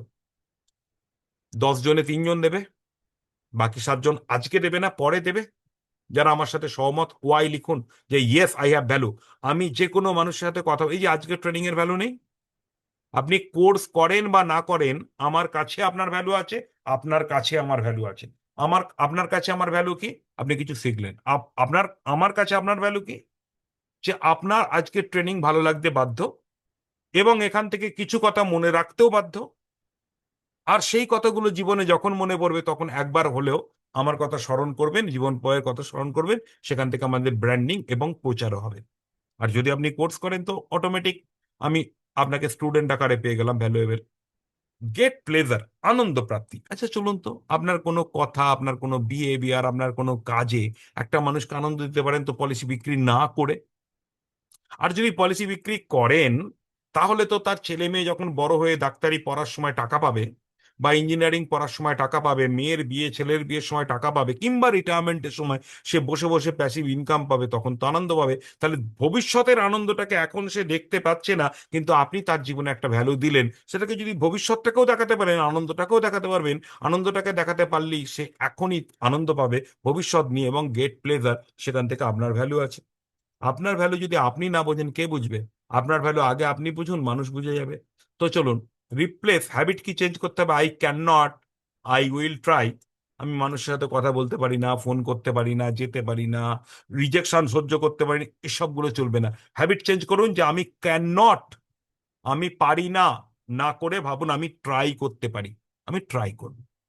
কি শিখতে হবে? Growth mindset. Failure is feedback. যতবার ফেলিওর হবেন, ততগুলো আসলে আপনি ফিডব্যাক শিখছেন। গ্রোথ মাইন্ডসেট তৈরি করুন। আপনি কিসের কথা ভাবছেন? আপনি, আপনাকে ভাবলে একটা কোর্স আছে দেখবেন, বিয়ন্ড, আমার course, beyond policy and money. আপনি দেখবেন পুরাতন অনেক এজেন্ট, যাদের খুব ভালো এজেন্সি হয় না, তারা দেখবেন কি করে, শুধু সারাদিন টাকা আর পলিসি এই নিয়েই পড়ে থাকছে, কারণ তারা স্ট্রাগল করছে। যে স্ট্রাগল কম করছে, সে কিন্তু টাকা আর পলিসির বাইরে অনেক কিছু ভাবতে পারে। প্রফেশনকে নিয়েও ভাবতে পারে, ফরচুন নিয়ে ভাবতে পারে, কর্পোরেট ক্লাব মেম্বারশিপ নিয়ে ভাবতে পারে, এমডিআরটিসিপ নিয়ে ভাবতে পারে। তাহলে আপনাকেও ফেলিওর টাকে ফিডব্যাক নিয়ে গ্রোথ মাইন্ডসেটে ভাবতে হবে। আর রোল প্লে, এই রোল প্লের কথাটা কিন্তু আমি আরেক জায়গায় বলবো। অবজেকশন হ্যান্ডেলিং এও কিন্তু আপনাকে রোল প্লে করে প্র্যাকটিস করতে হবে। আপনি অবজেকশন হ্যান্ডেলিং যখন কোর্স করবেন, তখনও কিন্তু রোল প্লে করে করতে হবে। আর আপনি সবসময় গরম লিড, গরম লিড মানে কি? তার মানে হচ্ছে যে সমস্ত প্রসপেক্টের কাছে গেলে বেশি কাজ হবে, তাদের কাছ দিয়ে শুরু করুন আগে। তার জন্য কোয়ালিফাইং ফর্মুলা তৈরি করুন। এবার হচ্ছে কনসিস্টেন্সি অ্যান্ড মোটিভেশন। দেখুন, এই জায়গাটা আপনাকে আমি সহজ করে দিচ্ছি, যে আপনার কাজ রেগুলার করছেন কিনা। রেগুলার করতে গেলে মোটিভেশন লাগে। তো মোটিভেশন পেতে গেলে কি লাগে? ট্রেনার লাগে, লিডার লাগে, এগুলো লাগে, কিন্তু মোটিভেশন পেতে গেলে কি লাগে জানেন? একটা টার্গেট লাগে। ভালো করে লিখে রাখুন। একটা টার্গেট লাগে। সেই টার্গেটটাকে সাপ্তাহিক ভাগ করবেন, ডেলিতে ভাগ করবেন। আমার এত ইনকাম চাই, এইটা টার্গেট। এতগুলো পলিসি চাই, টার্গেট লাগে। আচ্ছা, দ্বিতীয় কি লাগে? কিছু হ্যাবিট রেগুলার করে যেতে হবে। যে আমি প্রতিদিন সকালে এই সময় উঠবো, এতগুলো করে আমি ফোন কল করব, সারাদিনে এতগুলো মিটিং করব, আমি ট্রাই করব। এই দুটো জিনিস, একটা হলো টার্গেট আর একটা হলো হ্যাবিট। যা ঠিক আছে না, তার মোটিভেশনের দরকার নেই। টার্গেটটা বড় লাগে, ছোট না। এই জন্যই বলা হচ্ছে discipline is greater than motivation. Motivation দরকারই হয় না যদি ডিসিপ্লিন থাকে। হ্যাবিট কি? Treat self employed like a job. নিজেকে একটাই হ্যাবিটে পরিণত করুন যে আমি নিজেই এমপ্লয়ি, আবার আমি নিজেই বস। আমার লিডারও আছে কিন্তু আমি নিজে বস। আমি রাত্রে গিয়ে নিজেকে বিভিন্ন টাস্ক দেবো পরের দিনের জন্য, আমি বসগিরি করব, এবং সারাদিন কেন কাজ করতে পারলাম না তার জবাবদিহি চাইবো আমার এমপ্লয়ির থেকে। আর দিনের বেলা গিয়ে আমি সারাদিন কাজ করব, যেমন অভ্যাস করেছি, এমন আমি প্র্যাকটিস করেছি। কি শিখবেন? Habits taking. কিছু অভ্যাস আছে যেগুলো আপনাকে শিখতে হবে, সেগুলো আমরা কোর্সে শেখাবো। কি কাজ করবেন? ডেলি অ্যাক্টিভিটি করুন, যেমন 10টা ফোন কল, এতগুলো মিটিং, এবং ক্যালেন্ডারে মার্কিং করে করুন। এই একটা বড় প্রবলেম হয় এইচ এন আই কাস্টমার বা ধনী ব্যক্তিদের কাছে যেতে, হাই নেটওয়ার্ক। এটা আমি বেশি ডিসকাস করব না, শুধু আপনাকে কতগুলো মানে ধনী ব্যক্তি এইচ এন আই কাস্টমারের কাছে যেতে, এটা আপনাকে নেক্সট চ্যাপ্টারে শিখতে হবে। সেটা হচ্ছে যে আপনাকে নিজেকে না সেলসম্যান আকারে, যদি বড় কাস্টমারের কাছে যান, আপনাকে পাত্তাই দেবে না। আপনাকে একজন কনসালটেন্ট হতে হবে। কনসালটেন্ট মানে এজেন্ট সেলসম্যান থেকে আপনাকে হতে হবে অ্যাডভাইজার, অ্যাডভাইজার থেকে হতে হবে কনসালটেন্ট। এটা একটু শিখতে হবে, নট আ সেলার। আপনাকে কনসালটেন্ট হতে হবে। এইচ এন আই দের পেন পয়েন্ট, পেন পয়েন্ট মানে কি? ওই যে কোনটায় তাদের যন্ত্রণা, কোনটায় আনন্দ, এটা জানুন, এবং রিসার্চ করুন ওই ক্লায়েন্টগুলোকে, এবং রিহার্স করুন তাদেরকে কিভাবে আপনি কথা বলবেন। ঠিক। এবার হচ্ছে টার্গেট প্রেশার। এটা একদম সহজ কথা, এটা লিডারদের ব্যাপার, আপনি বেশি টেনশন করবেন না। আপনি টার্গেটকে নিজের টার্গেট বানান না, কারো টার্গেট প্রেসারে যাবেন কেন? আপনি ছোট ছোট টার্গেট নিন, সেই টার্গেট অনুসারে চলুন। তো টার্গেট প্রেসারের জন্য এইখানে একটা হ্যাবিট বলে দিচ্ছি। আপনি বেশি কথা বলবেন না, শুনে যাবেন কে কি বলছে, নিজে 30% কথা বলবেন। কোশ্চেন বেস নিড অ্যানালিসিস করতে শিখুন, তাহলে যে কোনো টার্গেট আপনি পূরণ করতে পারবেন। আর টার্গেটকে উইকলি ব্রেক করুন। টাইম ম্যানেজমেন্ট, দেখুন টাইম ম্যানেজমেন্ট এটা নিয়ে আমি একটু আগেই বলে দিয়েছি, তাই এখানে আর তেমন কিছু বলছি না। আমরা কি কি জানলাম? আমরা জানলাম কিছু অ্যাকশন করতে হবে, কিছু শিখতে হবে, আর কিছু হ্যাবিট চেঞ্জ করতে হবে। তাহলে আমরা অনেকগুলো জিনিস জেনে গেছি। কিছু অ্যাকশন করতে হবে, কি বললাম? কিছু অ্যাকশন করতে হবে, কিছু হ্যাবিট চেঞ্জ করতে হবে, আর কি করতে হবে? আর আমাদের কিছু লার্নিং করতে হবে। আমরা কি লার্নিং করব? What will we learn? আমরা কি লার্নিং করব সেটা তো আমাদের জানা দরকার। আমরা তো একটু আগে জানলাম। তো আরেকবার যদি কারো জানার ইচ্ছা হয়, তো আমি আরেকবার আপনাদের লাস্ট দেখিয়ে দিচ্ছি। শান্তিনিকেতনে ট্রেনিং আছে আগামী 12-13 অগস্ট। আসতে পারেন। দুদিনে আপনার অনেক লাইফ চেঞ্জ হয়ে যাবে, অনেক আইডিয়া পাবেন। দ্বিতীয়ত, আপনার অনলাইনে 4টে কোর্স আছে। 4টে কোর্স টোটালি নিতে গেলে আপনার মোটামুটি পড়ে যাবে 8,500 টাকা মতো। কিন্তু আজকে আপনি ডিসকাউন্ট পাচ্ছেন 10%। এরপরে 2টো কোর্স একসাথে করলে আপনি ডিসকাউন্ট 5%, 3টে কোর্স করলে 10%, এবং 4টে কোর্স করলে 15%। 4টে কোর্সই পুজোর আগে কমপ্লিট হয়ে যাবে। কেরিয়ার বুস্ট আপ কোর্স, এটা হচ্ছে 6টা ক্লাস, তার সঙ্গে কিছু এক্সট্রা ভিডিও ক্লাস পাবেন, আর এর প্রতিটার ভিডিও রেকর্ডিং পাবেন, ইবুক পাবেন। 1499। এলআইসি পলিসি এবং সেলস স্কিলস কোর্সের 8টা ক্লাস এবং 2499। 8টা বলাই বাহুল্য, আসলে 10-12টা ক্লাস পেয়ে যাবেন, কয়েকটা ভিডিও ক্লাস, কয়েকটা এক্সট্রা ক্লাস। ওকে। এরপরে হচ্ছে অবজেকশন হ্যান্ডলিং ক্লাস, এটা 6টা ক্লাস। এটা ছোট করে সেখানে শেখাচ্ছি, কিন্তু এখানে মানে এ, আমি কিছু এক্সট্রা ভিডিও দেবো। এটা 6টা ক্লাস, এবং ডিজিটাল মার্কেটিং 10টা ক্লাস। আপনি যদি মনে করেন ইয়াং জেনারেশনের ছেলে, তাহলে ডিজিটাল মার্কেটিংটা অবশ্যই নিন, অবজেকশন হ্যান্ডলিংটা নিন। আর প্রত্যেকের দরকার কেরিয়ার বুস্টারটা। পলিসিটা আপনি নিতেও পারেন, পরেও নিতে পারেন, but it is very important. তো চলুন, আজকের মতো আপনারা অনেকক্ষণ সময় দিলেন, আমিও অনেকটা আপনাদের সঙ্গে থাকতে পারলাম। তো চলুন আজকের মতো শেষ করব, আর শেষ করার আগে আমরা কথা মতো প্রত্যেকের মাইক্রোফোন খুলে দেব, এবং ওর সাথে আমরা প্রত্যেককে এলআইসি জিন্দাবাদ এবং জয় হিন্দ বলবো। আপনাদের কোশ্চেন থাকলে আই এম সরি যে আমি আজকে আর নিতে পারছি না, এই জন্য যে সময় অনেক চলে গেছে। কোশ্চেন থাকলে আপনারা নেক্সট আমাকে আলাদা করে ফোনে করে নেবেন। শান্তিনিকেতনে 12-13 তারিখ যারা আসতে চান আমাকে যোগাযোগ করুন। ওখানেও 500 টাকা দিয়ে অ্যাডভান্স বুকিং। লাইটটা আবার কেন অফ করে দিলাম? তো চলুন আপনারা মাইক্রোফোন খুলে নিন, আমার সাথে গলায় মিলিয়ে বলবেন এলআইসি জিন্দাবাদ, জয় হিন্দ, প্রত্যেকে মাইক্রোফোন খুলে নিন। আজকের ক্লাস কেমন লেগেছে আপনাদের? হ্যাঁ স্যার, খুব ভালো। ভীষণ ভালো। ভালো স্যার, ধন্যবাদ, খুব ভালো ক্লাস হয়েছে। ধন্যবাদ। তো নতুন এজেন্টদের হেল্প করবেন, যারা পুরানো আছেন বা লিডার আছেন হেল্প করবেন। নতুন এজেন্টরা আমাদের ব্যাকবোন এবং তারা ভবিষ্যৎ। অনেক ছেলে তো বাইরে কাজ পাচ্ছে না, চাকরি পাচ্ছে না। এলআইসি এজেন্টরা যদি এখানে কাজ করে তাহলে সমাজের উপকার, এলআইসির উপকার, টিম লিডারের উপকার, তার উপকার, এবং মানুষের মধ্যে সচেতনতা বাড়বে, সঞ্চয় বাড়বে, দেশের টাকা দেশের মধ্যেই থাকবে। তো চলুন আমরা নতুন এজেন্টদের জন্য আমরা ইনিশিয়েটিভ প্রচুর নিচ্ছি। আমি এই গোটা মাসটা নতুন এজেন্টদের জন্য মানে ব্যয় করব ভেবে নিয়েছি। তাই আমাকেও হেল্প করুন যাতে করে আপনারা টিম টিম করে আমাদের গ্রুপগুলোতে যোগদান করতে পারেন এবং কোর্সগুলো করতে পারেন। তো আজকে মতো আমরা বিদায় নেওয়ার আগে প্রত্যেককে বলবো একসাথে, আমার সাথে বলুন, এলআইসি জিন্দাবাদ। এলআইসি জিন্দাবাদ। জয় হিন্দ, শুভরাত্রি। জয় হিন্দ। জয় জয় হিন্দ। হিন্দ। ভালো শুভরাত্রি। থাকুন, সুস্থ থাকুন, আনন্দ